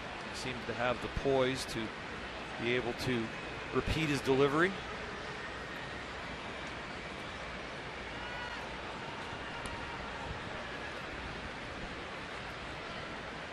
Picked 41st. A supplemental pick for the Astros. There's been much question about his stuff. Got racked around 3 weeks ago. 6 runs, 7 hits in less than an inning. There wasn't so much that where they sent him down. They just wanted to have him rest, relax, not worry about the pitch count down the stretch. And so he is back for the first time in 3 weeks, and for the 3rd time this afternoon he strikes out Crawford. That's 6 strikeouts in the game. Is that breaking ball that when he keeps it away to left, he's had a tendency just to kind of backdoor and go straight down out there. Get a little flinch when you throw a breaking ball at 84 and a fastball at 95. Well, A.J. Ellis, who got kicked in the head on a slide at the plate. Carlos Gomez trying to steal the plate in the 6th. He's okay. 1 for 2 and a run scored. Takes outside, 1 ball and no strikes. Crawford doubled with 1 out in the 5th. And as Oro was mentioning, 2 wild pitches would allow Ellis to come around and score.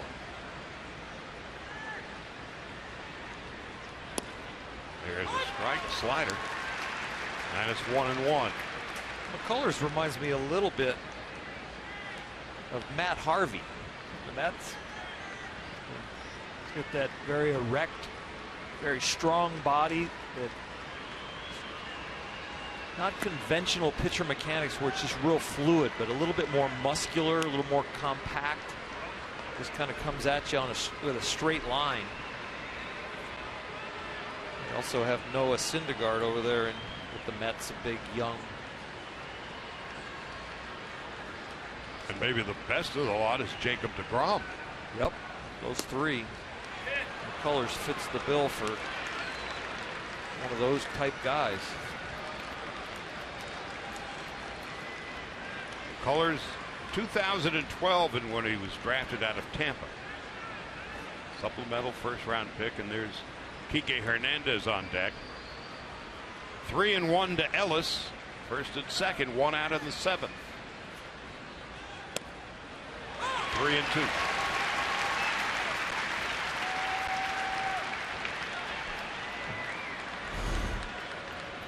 Top of the strike zone.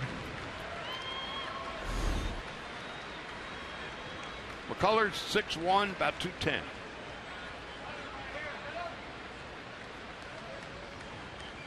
He'll be 22 in October. Strike three, and attempting to steal third is Ethier. Strike him out, throw him out, and that's that.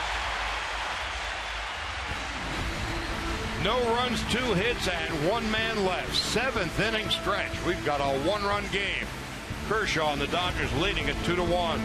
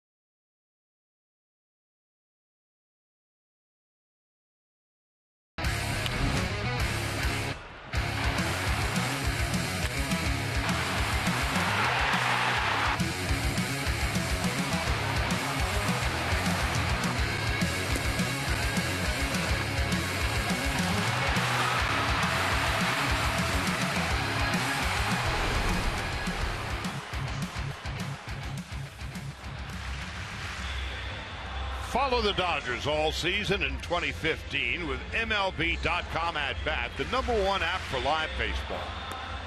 At Bat is up to the moment at any moment with in-game highlights, live look-ins, replay reviews, radio broadcasts, StatCast, and more. Get MLB.com At Bat for your smartphone or tablet. So the bottom half of the 6th inning ends with an attempted steal of the plate. Carlos Gomez would be gunned down, and A.J. Ellis would take a kick to the head on the play at the plate. He's okay. And the top of the 7th ends with a strike him out, throw him out double play. Ellis struck out, and Andre Ethier attempting to steal third.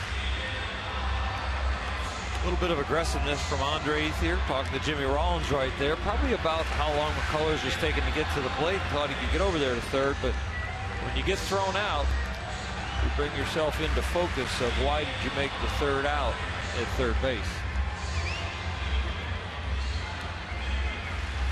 You're already in scoring position at second.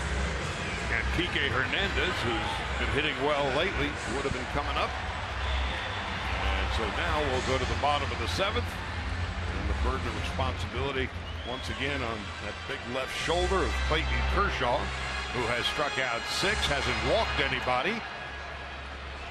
1 run, 6 hits for Houston, 2 runs, 8 hits for the Dodgers. We got a bit of drama today as Gaddis takes inside and low, 1 ball and no strikes.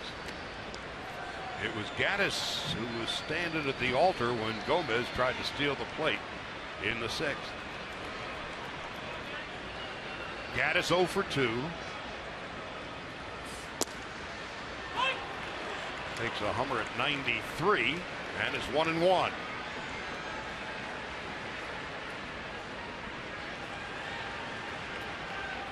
Marwin Gonzalez on deck, and then Chris Carter. Went around. 2-1.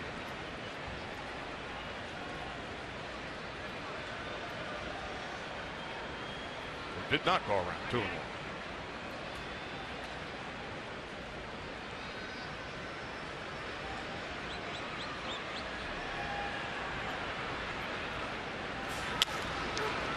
Now it's 2-2. That's the thing you can get Evan Gaddis to do right there. He is sitting dead red on the inner half a lot. You can go ahead and give it to him and let him pull it foul. You just need to make sure that you get it on the corner or in the right-hand batter's box so that he can't keep it fair. Gaddis with 19 home runs. Now the 2-2. Drilled into the left field corner. That's going to be a base hit. That's going to roll to the wall. And for Gaddis, his 16th 2-base hit of the year. Clayton and A.J. had an idea they could get it by him in there.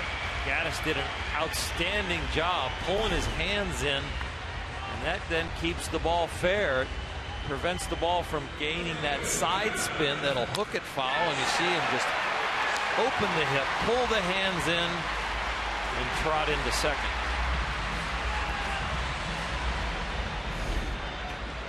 Now Marwin Gonzalez 0 for 2 and hitless in his last 12 at-bats. He's the tying run with nobody out in the 7th. Fastball up and in.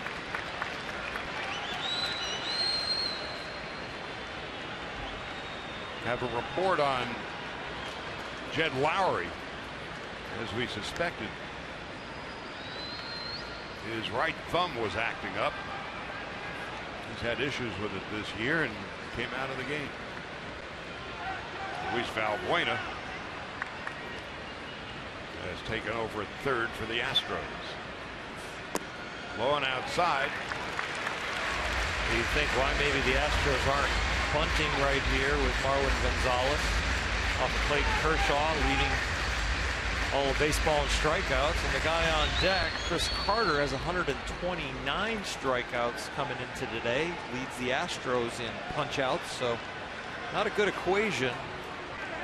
Giving up an out, getting into third with a strikeout guy on deck. But Kershaw falls behind 3-0 at one point in this game. Clayton had 18 consecutive strikes. 6 strikeouts, no walks in the ball game, but he's fallen behind 3-0 to Gonzalez, who's been struck out twice today by Kershaw. This is only the second 3-ball count of the day for Clayton Kershaw. 3-1. So Kershaw was tested in the 6th, got out of it when Carlos Gomez attempted to steal the plate, and now Gaddis is at second base, and the count is 3-1 to Marwin Gonzalez.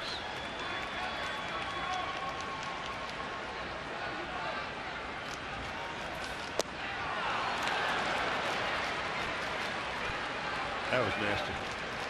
You fall behind 3-0, you come back with an outstanding fastball, and then you say, I'm not afraid of the walk. Here's a breaking ball.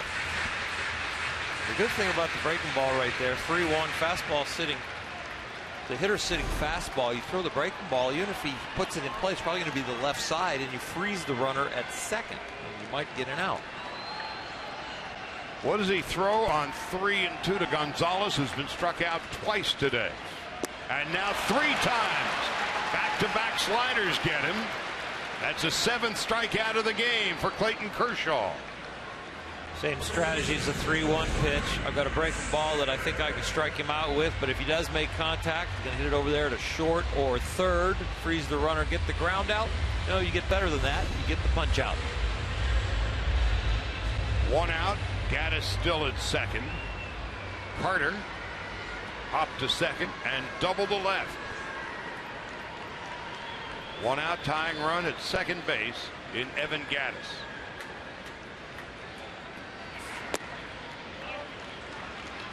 Fastball is low.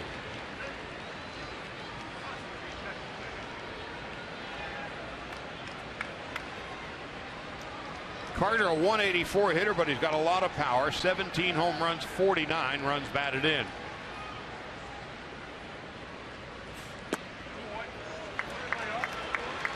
Two balls and no strikes. These two teams lead the majors in home runs. The Dodgers in the National League with 148. The Astros in the American League with 168.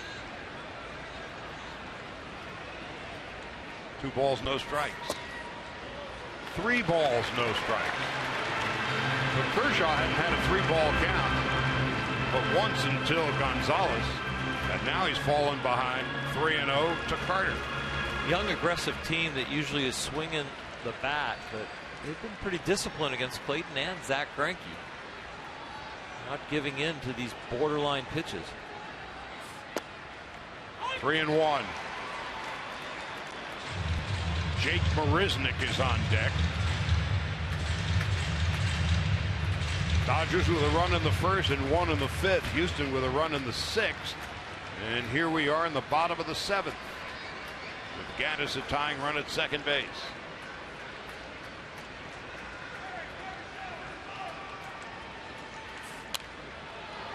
Three and 2.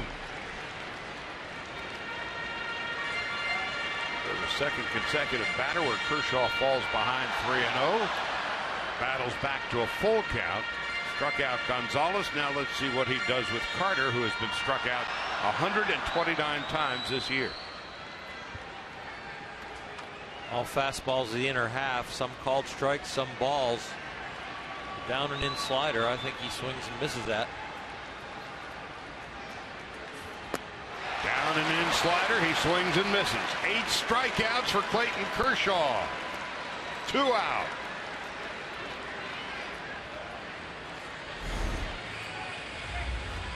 Out of his hand, it looks like a fastball down the middle.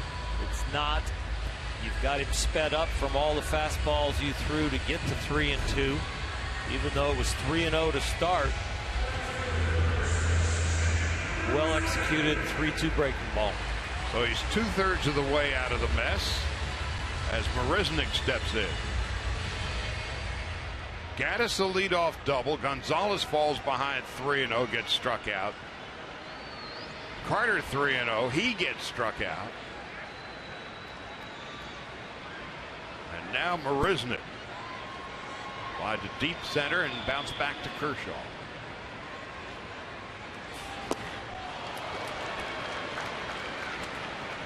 Going with the slider.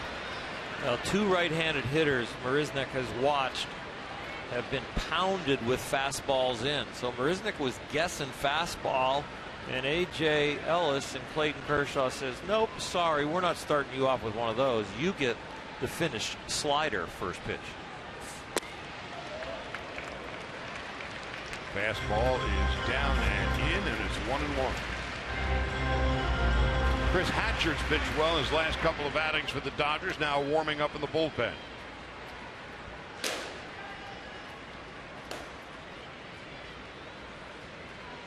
With Chuck Krim standing behind him. Fastball strike inside corner, 1-2.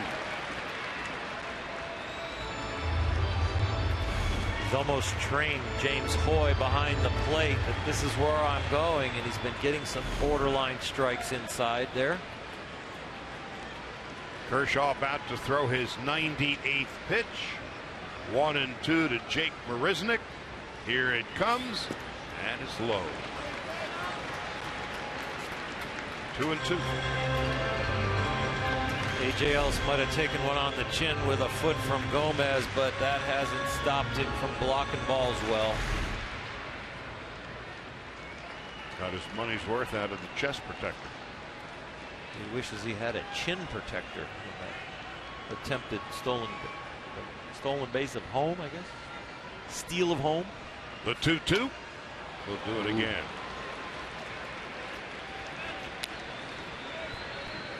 Nice curveball right there. Unfortunate foul ball for the Astros. So Marisnick on Friday night, hit out of Riverside, homered and doubled and stole a base. 0 for 3 last night. 0 for 2 this afternoon.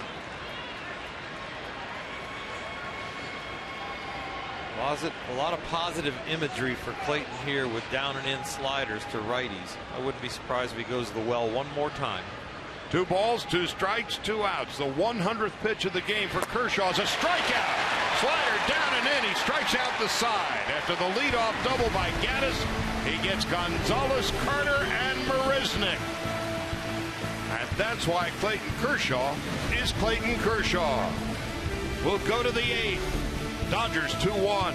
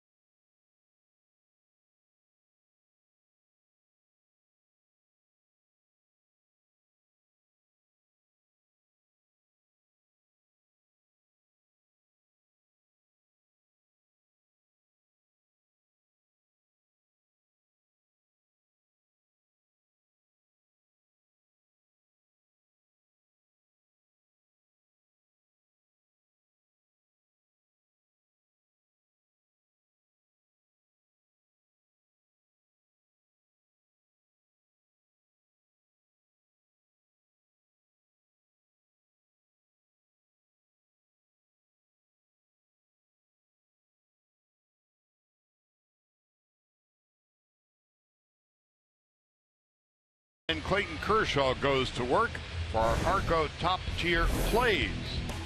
He would strike out Marwin Gonzalez after falling behind 3-0. Ditto for Carter.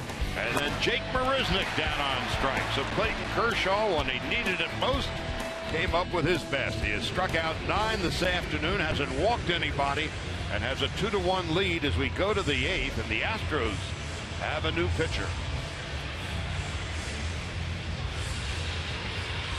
What a day for Kershaw, as Chad Quall's about to make his 46th appearance. Opposing hitter just .219 against the big hard-throwing right-hander, averaging almost a strikeout an inning. And he delivers a strike. It's 0-1. So it'll be Kike Hernandez, Jimmy Rollins, and Chase Utley as we begin the 8th inning. Last couple of games, the Dodgers, frankly, were flat. This afternoon, this is a tense ball game as Hernandez fouls it off to the left, and it's 0-2. As if Kershaw said, "Hop on my shoulder, fellas." You could feel like the Dodgers are flat if they didn't have an ace on the mound, because let's say the guy on the mound gives up 4 or 5 runs and they're down 5-2. It's a completely different looking ball club, but now it's a lot better when he's standing on the bump. 2 runs, 8 hits for the Dodgers. 1 run, 7 hits for the Astros. Hernandez a single and a strikeout. Takes outside.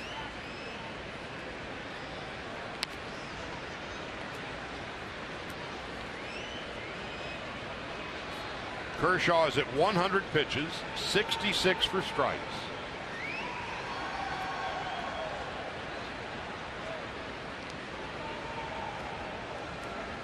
Chad Qualls turned 37 last week.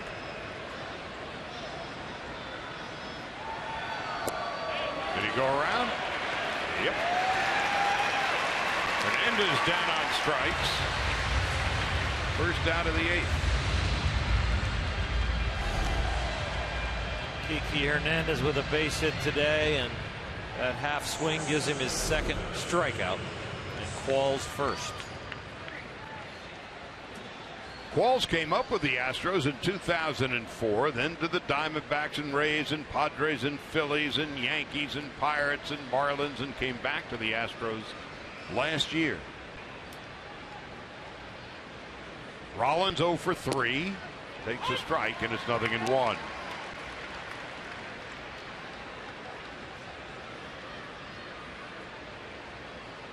One out in the 8th. Qualls was a 2nd-round pick of the Astros back in 2000.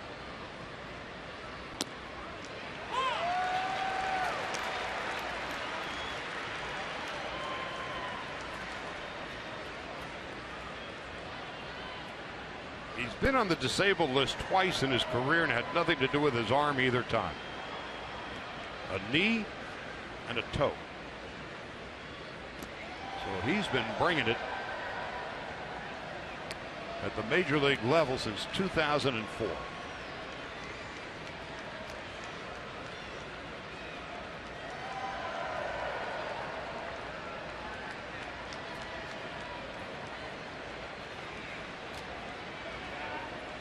Utley on deck.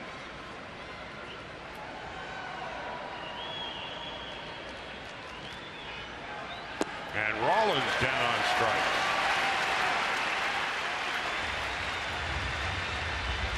Time for a look at the DraftKings game summary. Well, Justin Turner gave the Dodgers the early lead. A double by Ellis and a couple of wild pitches gave the Dodgers their 2nd run. Kershaw threw 7 innings, 9 strikeouts, no walks, and Altuve is the only one who has really mastered Kershaw today. 2 singles, a double, and a run scored. So 2 out, nobody on, and Chase Utley coming up.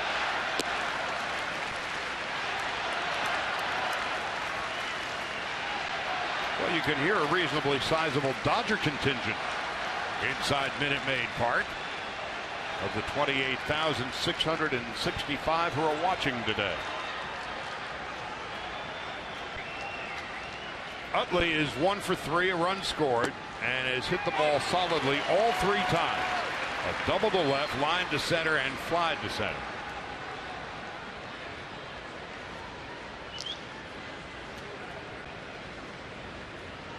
The 9, 1, and 2 hitters will bat for the Astros in the bottom of the 8th. Castro, Altuve, and Gomez. Grounder foul past Davey Lopes.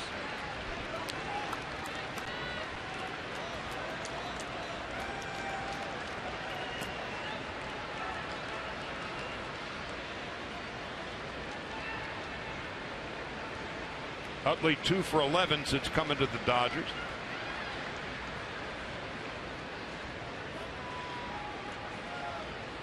A double yesterday and a double today.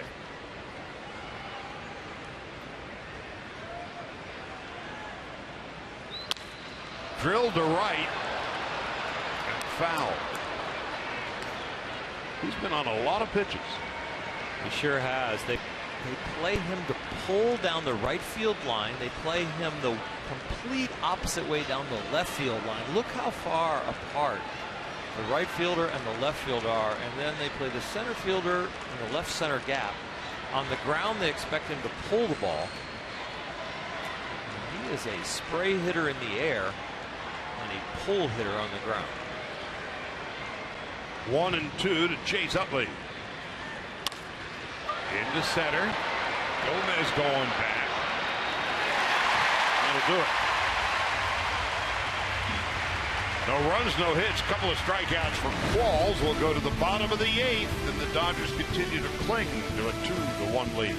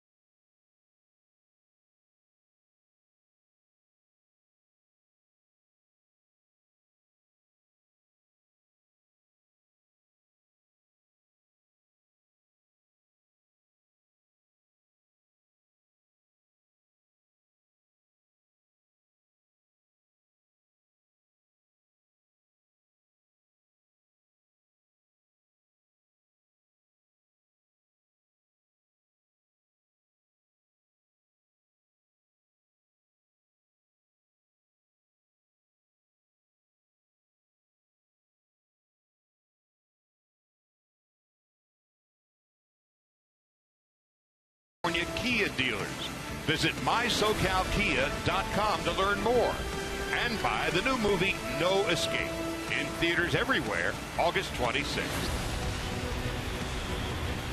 As we go to the home half of the 8th, Kershaw still out there after 100 pitches, 66 for strikes, 9 strikeouts, no walks, but just in case, the Dodgers have double barrel action in the bullpen. Chris Hatcher and Kenley Jansen. So this may be one of those games, if need be, that Jansen will go more than an inning for a save. We'll see how this bottom of the 8th plays itself out. Castro takes high and away, 1 ball, no strikes. In Oakland, Clayton Kershaw threw 116 pitches. He kind of chastised himself that he didn't get through 8 innings. Here he is in the 8th as Castro fouls it off to the left, 1-1.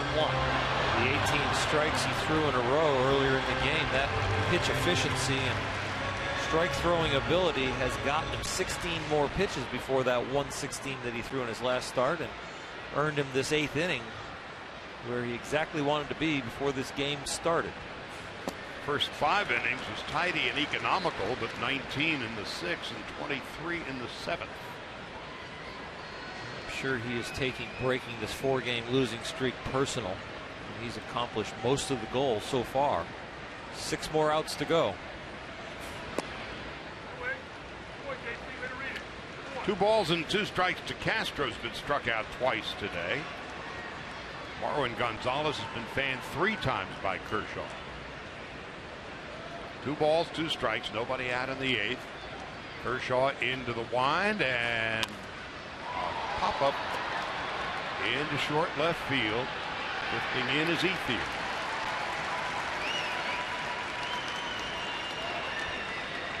That's the first out of the 8th. And here is the T-Mobile Data Strong fan photo of the game. Tweet your photo with the hashtag SNLA Data Strong fan for a chance to be shown in an incoming telecast. Brought to you by T-Mobile. Emily Krebs. Jose Altuve has been murdered on Kershaw. 3 for 3 today, and a run scored. Double, 2 singles, and whacks that one foul. You know, Charlie and Don Mattingly's media scrum talked about Jock Peterson. Would he be a defensive replacement late in the game? But here we are in a 2-1 game for Kershaw, a 4-game losing streak. And he said, nope, Kike Hernandez, not necessary to replace him for defense. Kike made a terrific play back in the 3rd inning on a long fly ball off the bat of Marisnik. And there's so much space in center field here.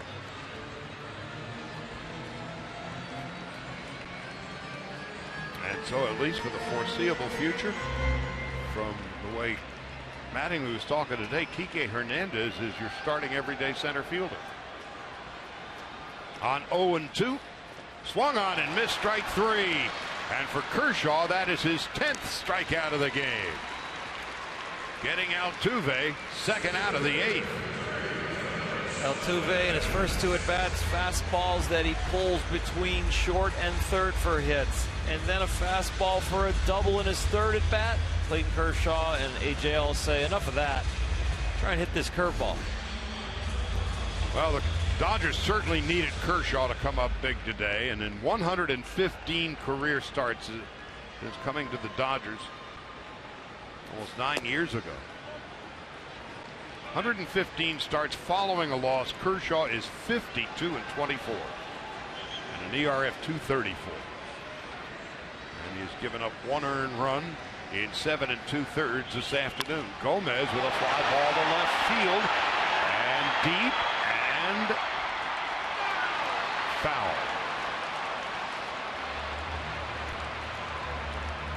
Kershaw can breathe a sigh of relief now. And 2 very interesting pitches here in a 2-1 game in the 8th inning when you've thrown 110 outstanding pitches.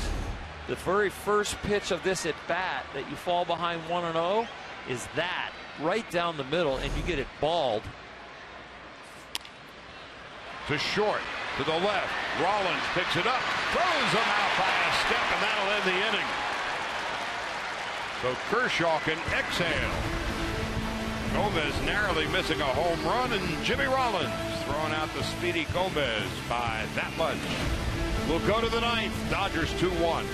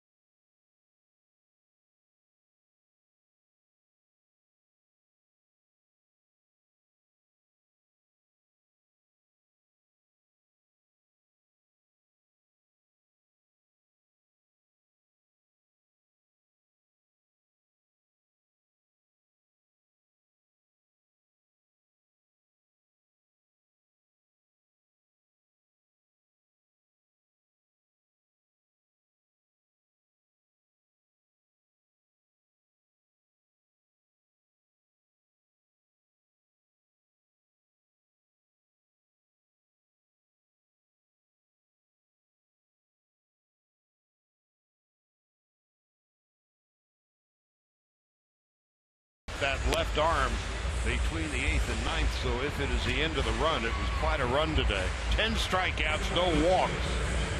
Kershaw, between the 3rd and 4th innings, threw 18 consecutive strikes. So 1 run, 7 hits. He can not lose it. If he wins today and He'll be 6-0 in his last 9 starts with an ERA of under 1. Justin Turner leads it off, and the lefty Tony Sipp is on in relief. Turner, of course, right-handed batter, but Gonzalez and Ethier are next. Qualls pitches an inning, strikes out 2. 2-1 Dodgers into the 9th. Turner takes high and outside, 1 ball, no strikes. Turner a sacrifice fly in the first inning. He's also flied to center and bounced to third.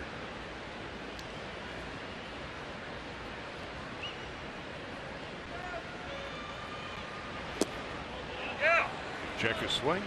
Yes, says first base umpire, crew chief John Hirschfeld out of Connecticut.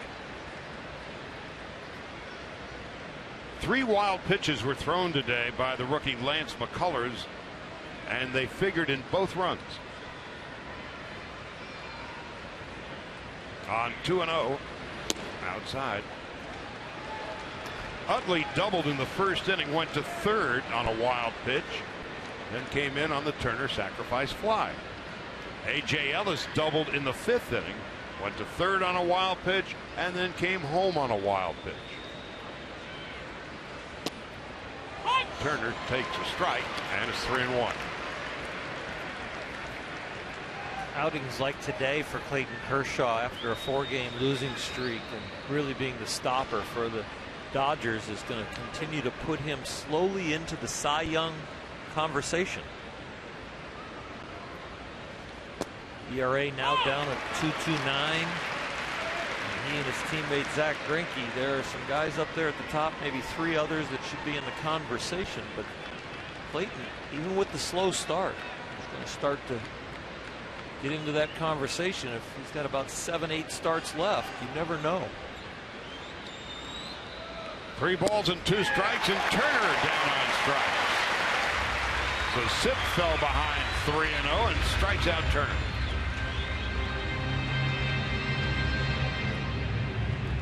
Up Adrian Gonzalez. You and I were talking about it before the game. It's not just Kershaw and Greinke. Arrieta's having a great year with the Cubs. Jacob deGrom has an ERA of $1.98. That fella Bumgarner in San Francisco's got 15 wins. Michael Wacha in St. Louis. So there was no question last year. There's a line drive base hit into right field. Well struck by Gonzalez. A 1-out single to right. And Clayton and Zach are not getting the wins because of run support, but the categories where they both can control what's going on with strikeouts and earned run average and one of the sabermetric statistics, fielding independent pitching. They are both right near the top. And then reading the political tea leaves, to what extent do they split the vote? Exactly. So with the lefty Sipp on the hill, Van Slyke is now going to pinch hit for the left-handed hitting Ethier. 1 out, 1 on in the 9th. And boy, would the Dodgers like an insurance run.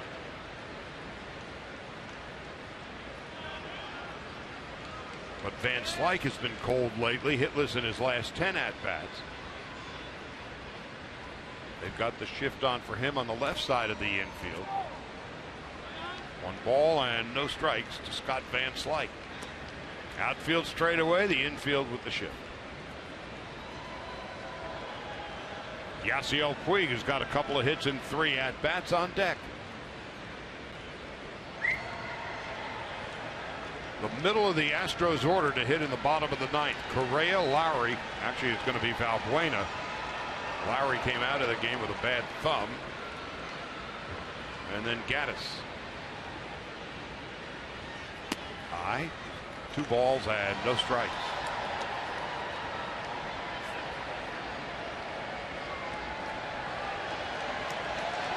This is where Scott Van Slyke will look for a fastball.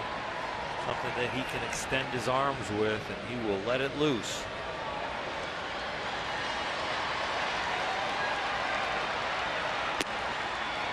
3 balls and no strikes. Tony Sipp came up with the Indians, briefly with the Diamondbacks, now in his 2nd season with the Astros.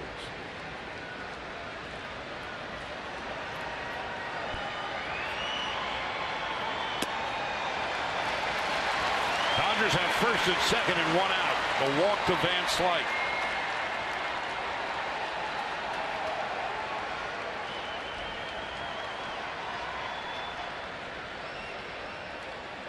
Puig coming up.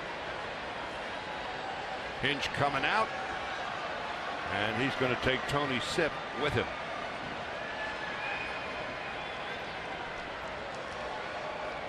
Vince Velasquez, just called up the other day, had been warming.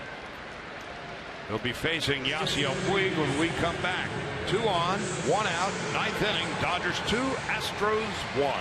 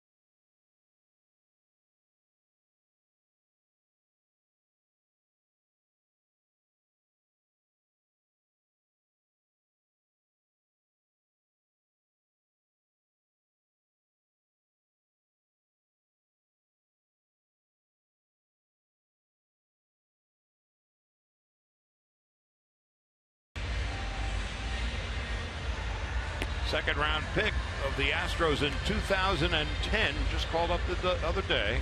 This is his 10th appearance. In high school, he was a shortstop and a pitcher. Well, most pitchers played shortstop too. Did you? Yep, played shortstop and second base. More second base in high school because it was less wear and tear on the arm in between starts and pitching performances. So young man's got a big arm and strikes out an awful lot. Guys, more than 1 an inning, but has a tendency, like some young pitchers, to be a little wild. 6'3", 205. Puig, a 7-game hitting streak, 2 for 3 today. Gonzalez at second. Van Slyke is at first. We're in the 9th. Dodgers seeking to put an end to a 4-game losing streak. And 7 in a row on the road.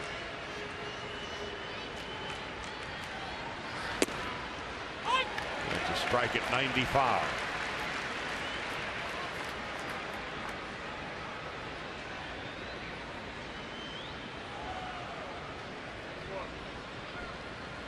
Carl Crawford has had a tough day today. It looks like Castro's going to need a new glove. Between McClure's fastball and that last fastball at 95, the leather wore out. Get that thing restrung. He'll have it ready for him tomorrow. Well, the Astros get out of town after this game as well.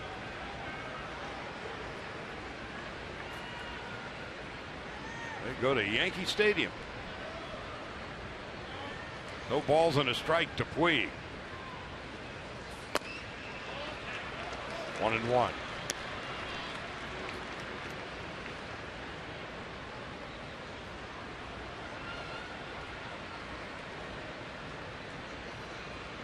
Years ago, I remember asking a player, they were going to ask him to play shortstop.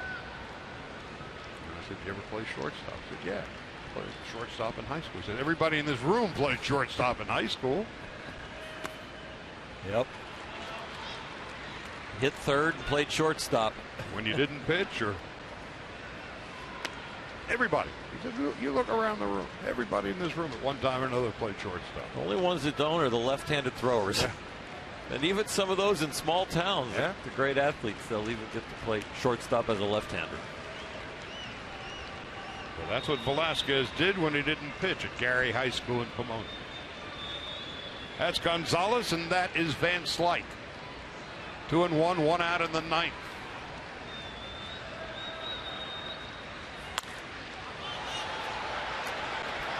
That'll go out of play. The outfielders with good arms in high school were the team's closers usually. Yeah. You bring in the closer, he was your right fielder. The right fielders had the best arm in the outfield, and they became the closer. Way back when, there was no such thing as a closer. Somebody just kind of finished up. And most of the good starters, relievers were bad anyway. starters. Yeah, they were. All right, mop-up men, that old phrase. Well, the first true closer who was a closer in college all the way through Houston Street at Texas. Here's a 2-2.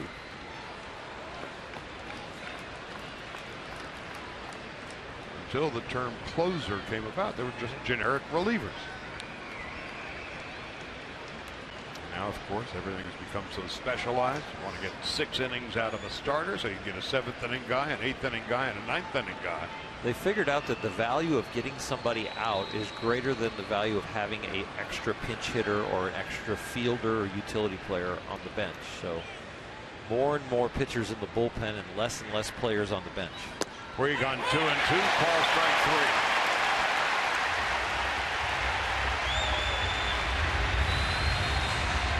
Puig just got thrown out after flipping the bat. And Mattingly's going to come out and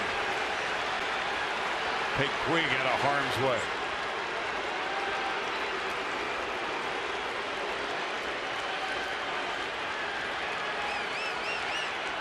Well, those are things you can't do in a pennant race, and especially in the 9th inning of a close game. Take a look at pitch tracks. Johnny finishing up his say, and Yasiel disappointed in that. We've seen Clayton Kershaw get some calls like that, and pitch tracks doesn't care if it's an Astro throwing it or a Dodger throwing it. Yasiel just upset. It looked like a strike. Yep. But flipping the bat, that's going to get you every time. I'm not sure he flipped it on purpose or it just kind of slipped out of his hand. Into center field, Gomez going back through the sunlight into the shadow. That's that. No runs, 1 hit, 1 walk, 2 left. We go to the bottom of the 9th.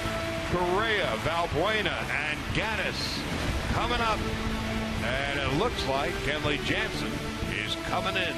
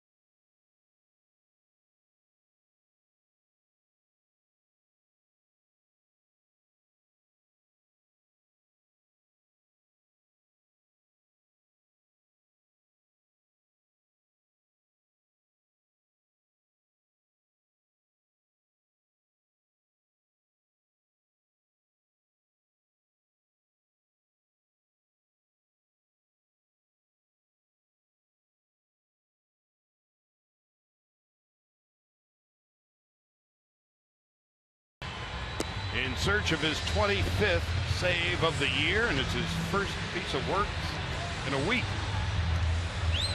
Kershaw terrific. 8 innings, a run, and 7 base hits.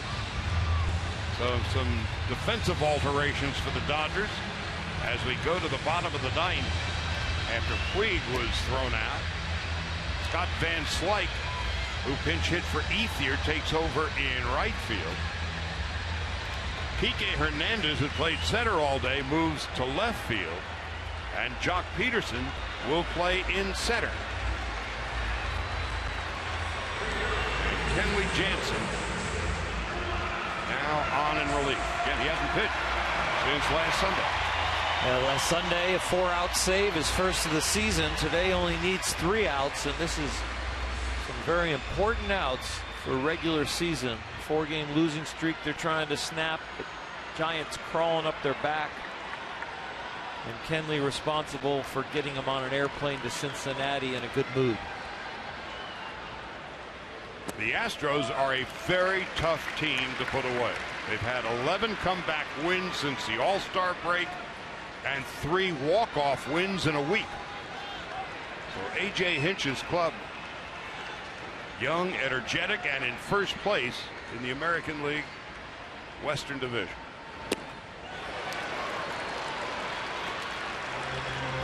They used to be in the National League Central. Now they're in the American League West. 1 ball, 1 strike. Correa 1 for 3. An infield hit and an RBI. 1 ball, 2 strikes. The Astros may be tough in the 9th, but Kenley Jansen is also tough in the 9th. He is #1 in Major League Baseball of relievers with at least 30 innings in WHIP. Walks plus hits to innings pitched. .7. He doesn't pitch in traffic very much. 59 strikeouts, 4 walks, 1 and 2. High and in.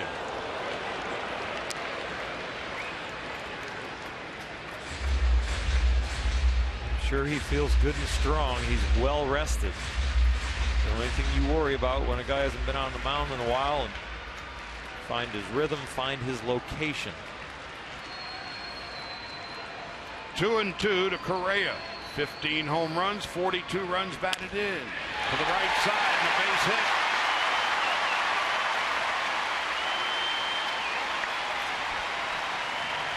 These Astros do not go quietly into the good night. The 2 youngsters, McCullers the starting pitcher and Correa the shortstop, have been very impressive today. The Astros are down 2-1, but their youngsters have very bright futures, and the present tense isn't bad either.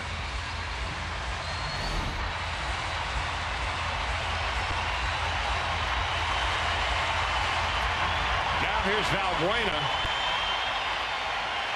who hit a home run off Greinke last night. Low average, but 22 home runs. He's the winning run at the plate.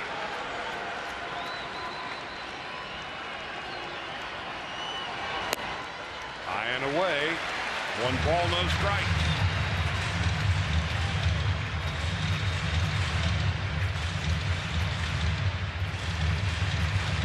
The Astros 4 and 2 in their last 6. And have not scored more than 3 in any of them. Trailing 2-1 in the 9th. Correa with the leadoff hit. Correa, the 20-year-old, is 2 for 4 today.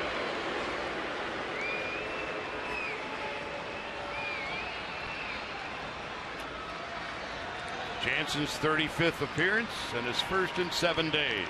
Valbuena, and an enormous surprise for the Astros this year.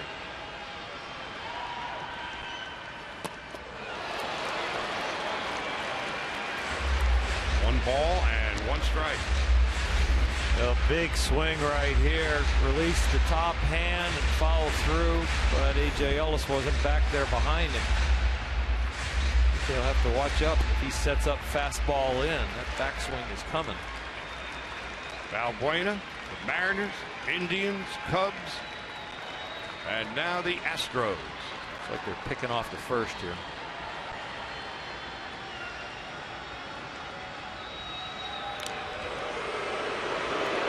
Correa has 10 bags this year. He's been caught stealing 3 times. You've got to pay attention to him.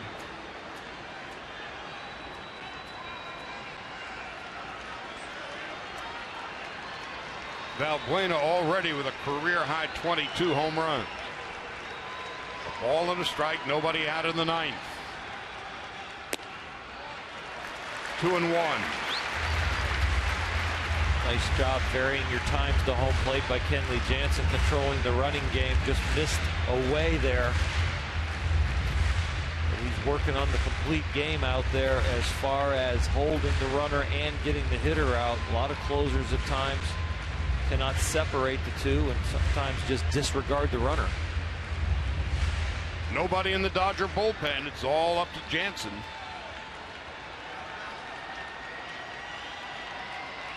Correa's got 10 stolen bases.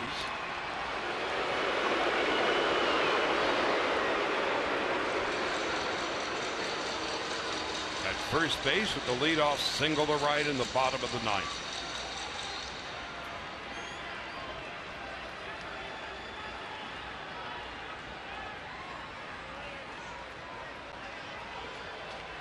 Two balls and a strike. 2-2.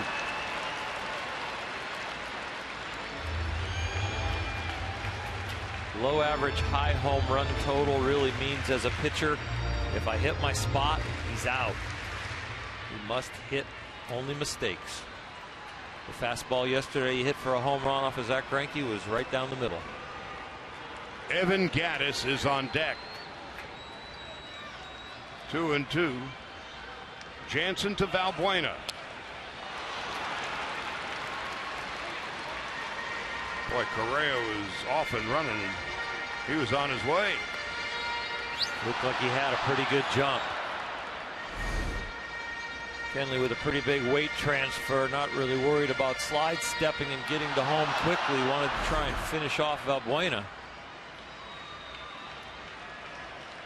Correa has stolen 10 of 13 this year. A.J. Ellis has thrown out 7 of 23.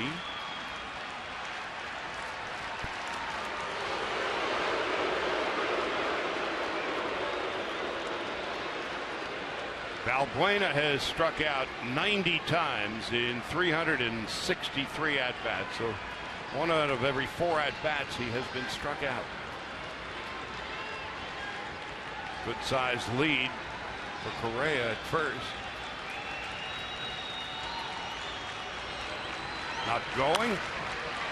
Out off to the left and out of play.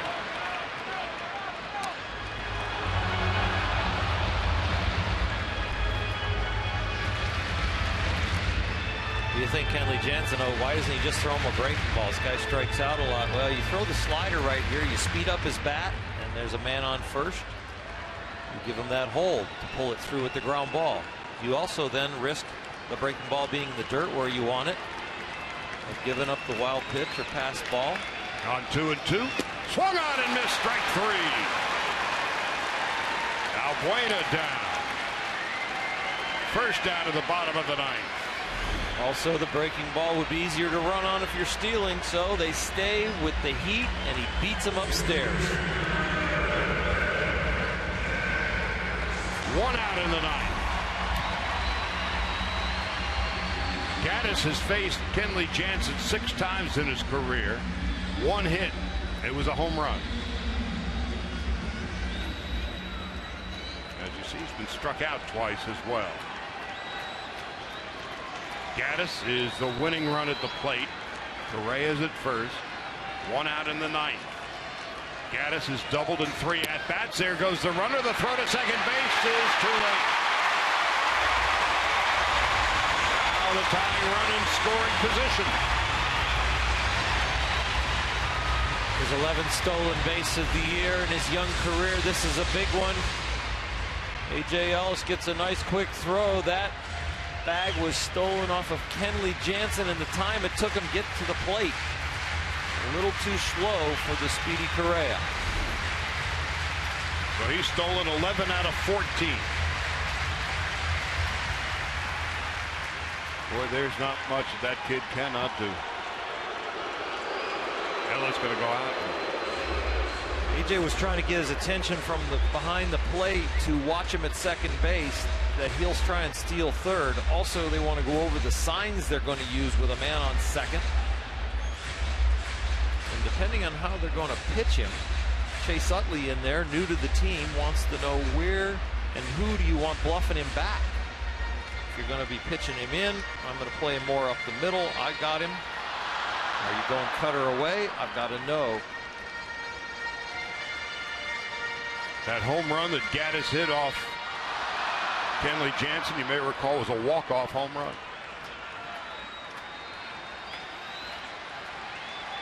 One ball, no strikes. Correa at second base, the tying run.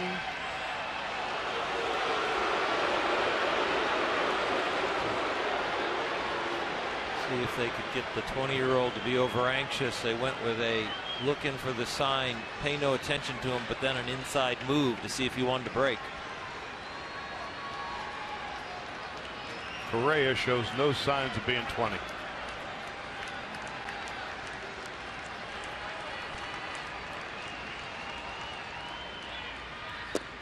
There's a strike and it's 1-1. Right about now, Kenley Jansen has to watch him at second, but he has to seriously be concentrating on making good pitches to Gaddis. Gaddis swings hard and hits mistakes hard.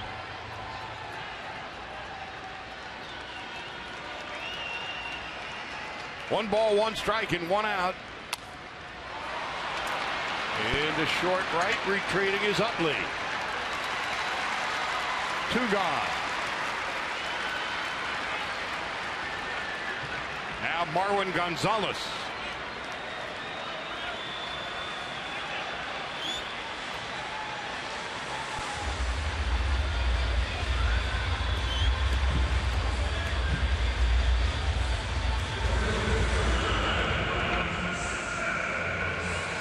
Gonzalez, switch hitter, was 0 for 3 against Kershaw.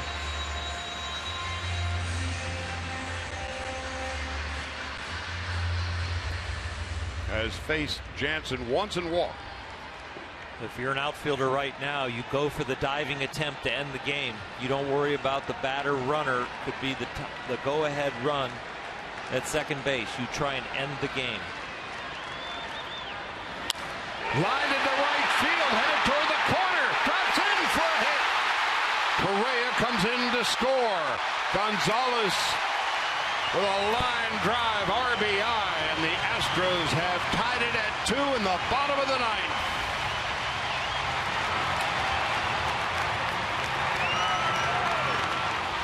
Charlie, you talked about at the beginning of the inning, the Astros are very hard to knock out, especially here at home. The come-from-behind wins and the walk-off wins that they've had. And Kenley Jansen is the latest victim of at least a tie here. A fastball out over the plate. And I thought we had a chance at one of those diving attempts, but that ball ends up right down the line. This is twice in 2 starts for Clayton Kershaw that the bullpen has given up his lead. Now Colby Rasmus pinch hitting.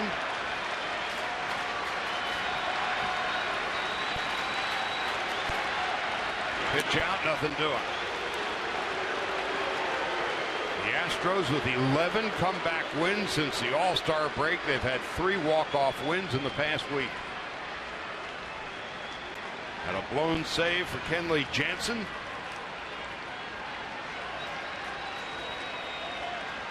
Rasmus with a pinch hit home run this year.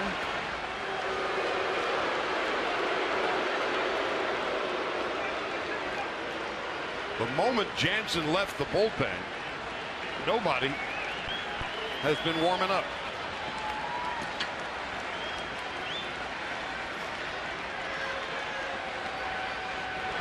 Rasmus takes a strike.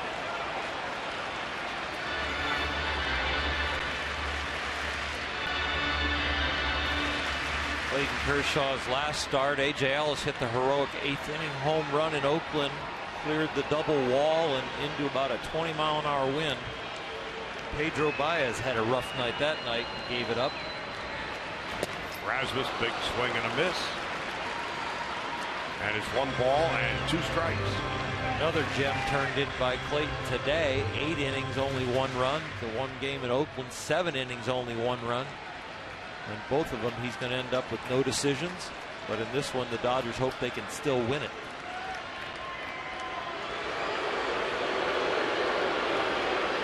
As rugged as the road has been for the Dodgers, having lost 4 in a row, they haven't lost 5 straight in 2 years.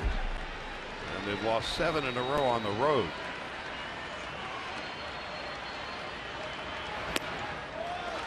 The last time they lost 5 or more in a row was back in 2013, May 1 through 10th. They lost 8 in a row. And they were 1 out away from sealing the deal with Marwin Gonzalez with a clean single to right. Correa began the inning a single to right, stole second.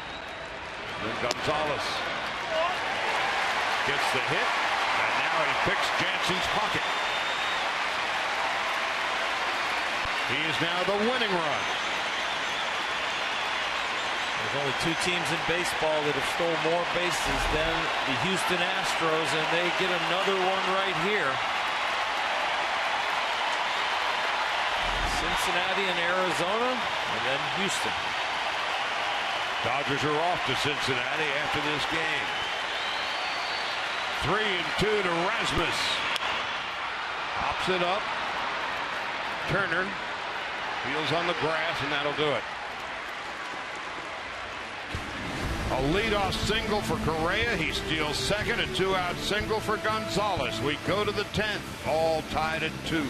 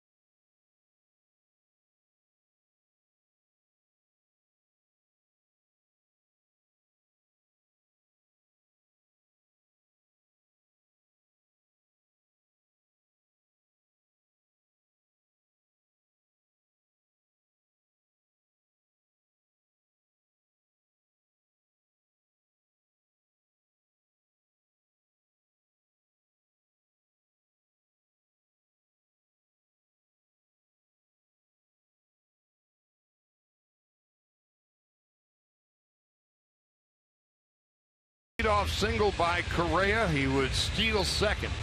And then with 2 out, Marwin Gonzalez, a line drive single to right.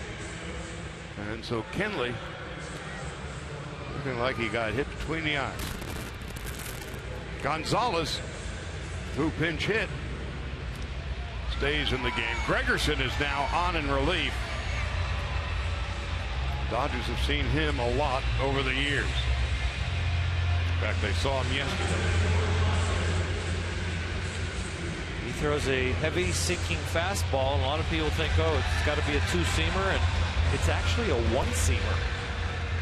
Throws it off the horseshoe of the baseball and only holds 1 seam. Tries to get the flat side, the cowhide side of the baseball facing the hitter as long as possible, which makes the air heavier and makes the ball sink. Colby Rasmus remains in the game. He'll be playing in left. Into left field for a base hit. A leadoff single for A.J. Ellis in the 10th inning. Off Luke Gregerson. Nobody works harder, nobody cares more about the Los Angeles Dodgers than that guy standing at first base, and it warms my heart to watch him swing the bat well. Dodgers did a great job going out to get Yasmani Grandal to improve the offense behind the plate, and Yasmani made the All-Star team, but AJ has been a great teammate all year, and it's good to see him have some success. Kike Hernandez, who's 1 for 3. Gregerson deals. Hernandez squares to bunt. Has to lean back underneath the limbo bar. AJ is not the easiest guy to bunt over. You've got some fleet-footed, aggressive infielders coming at you. You've got to deaden the ball 15 to 17 feet out there in front of home plate to make sure you get a slow catcher to second base. Kike bunts up the third base line. It's a good one. The throw to first base, nicely played first by Velasquez, and then the stretch by Gonzalez at first base, but Ellis goes to second on the sac. That was an outstanding bunt. Not only a chance for the sacrifice because you got the great angle and you put it out there the right distance, but boy, you had it down the line and had a chance to beat it out. But now there's one out.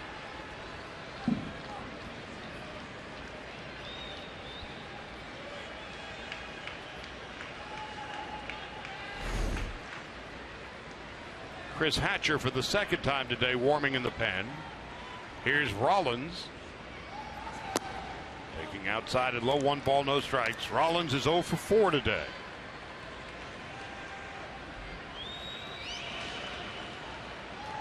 Dodgers have 2 players left on the bench, Guerrero and Grandal. Ellis leading from second. And a ground ball to Altuve. He'll throw out Rollins. Ellis will go to third. And now Chase Utley with his first chance to be a hero for the Dodgers. He's hit the ball as hard as anyone consistently in this series, including the no-hit day. Well, this is, of all the guys on the roster right now, as new as Chase Utley is to that roster, this is the guy you want at the plate.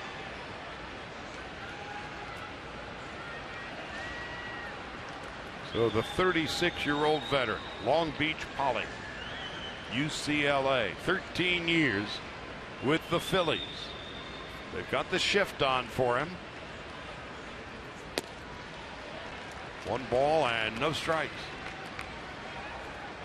The defense that the Astros are employing right now, with the third baseman pinched in because of the possible bunt for a hit with 2 out and a man on third, that is a huge hole on the left side that Utley can take advantage of, especially with the sinker from Gregerson. That pitch right there, if he gets it up a little bit, is the kind that Chase can stay inside and hit a routine ground ball to short and pick up this run.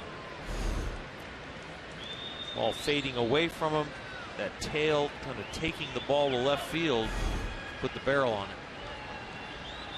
Might have gotten a break on the pitch too. Here's a 2-0.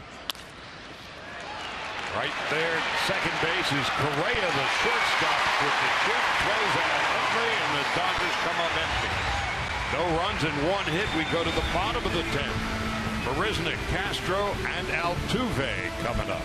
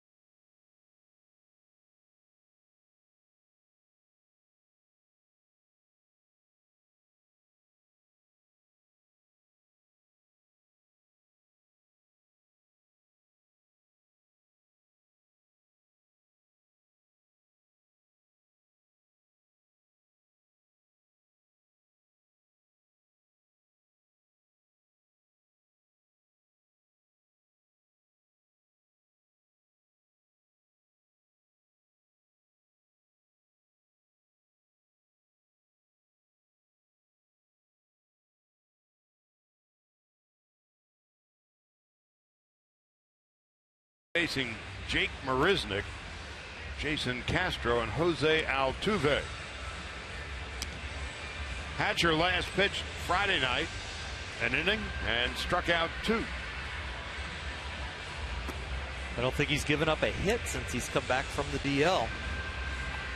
He's had an outstanding fastball low and away to both sides of the plate, and a split finger that he had, and a lot better one. And it's really the addition of the slider that he can command and get back into counts with has really been a nice pitch.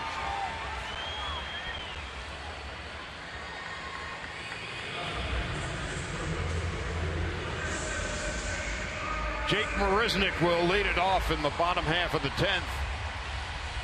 In his first at-bat against the Dodgers, second inning on Friday night, he hit his 6th home run of the year. He would also double on Friday night. And this afternoon, he is 0 for 3. Hatcher pitching the 10th. A disappointing 9th for Kenley Jansen and the Dodgers. 1 ball, no strikes to Marisnick. The 9th inning by Jansen basically rendered Kershaw's brilliant 8-inning performance moot. Kershaw struck out 10, didn't walk anybody. 1 run, 7 hits. Looking back at that 9th inning, I think Kenley Jansen will look at the 2 stolen bases. It's not the 2 scratch singles that really beat him. It's the runners getting an extra 90 feet twice.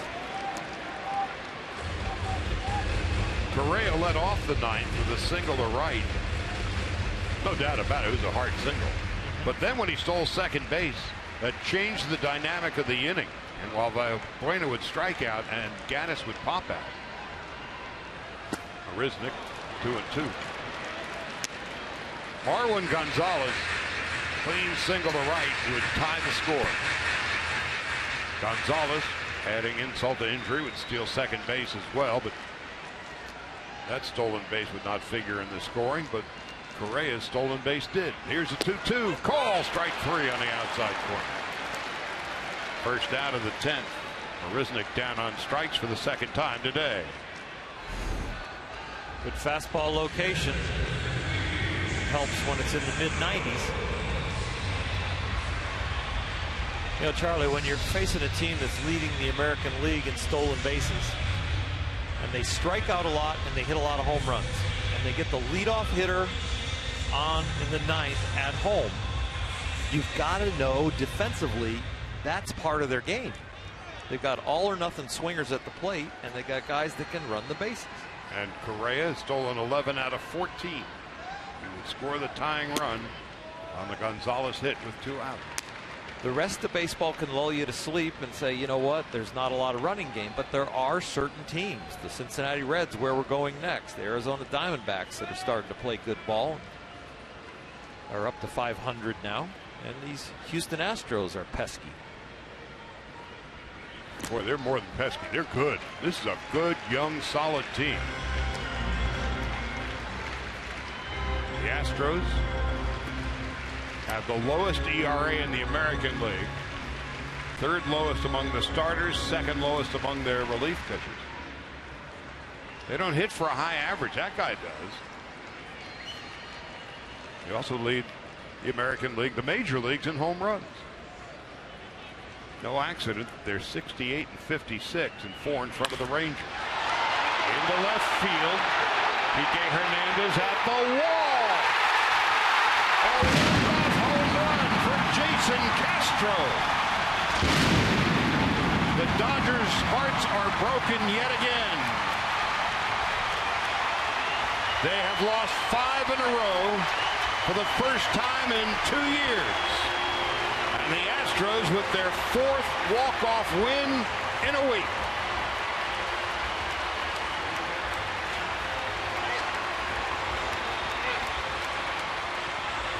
Well, the Dodgers are hoping against hope that a replay. I think they'll almost automatically review it because it's the winning run. So there's no sense not reviewing it. Fan reaches over, but does he reach it over and keep it from? It's going to be a tough one to call.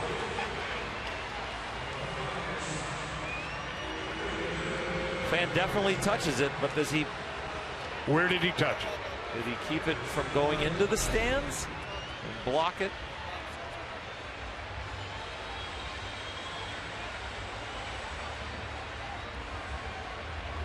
So there may be some wasted Gatorade. At least the Dodgers are hoping so.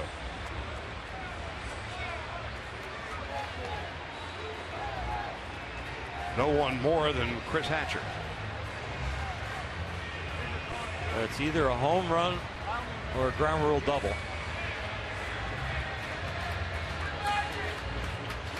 Ike Hernandez immediately turned and asked for help.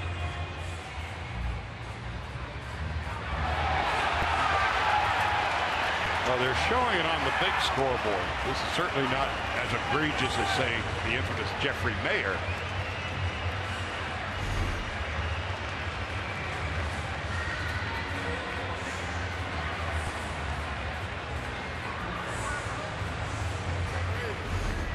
Looks like a home run, and it is. And the game is over. And the Dodgers' hearts are broken. Dodgers have now lost 5 games in a row and 8 straight on the road. Jason Castro, who was 0 for 3, goes the other way, hits it out, and the Astros win in 10. 3-2.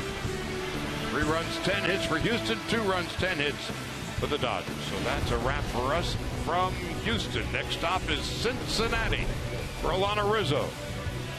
Oral Hershiser, Charlie Steiner saying good night and goodbye from deep in the heart of Texas. Now it's time to send it back to Access Sportsnet Dodgers, brought to you by Nissan.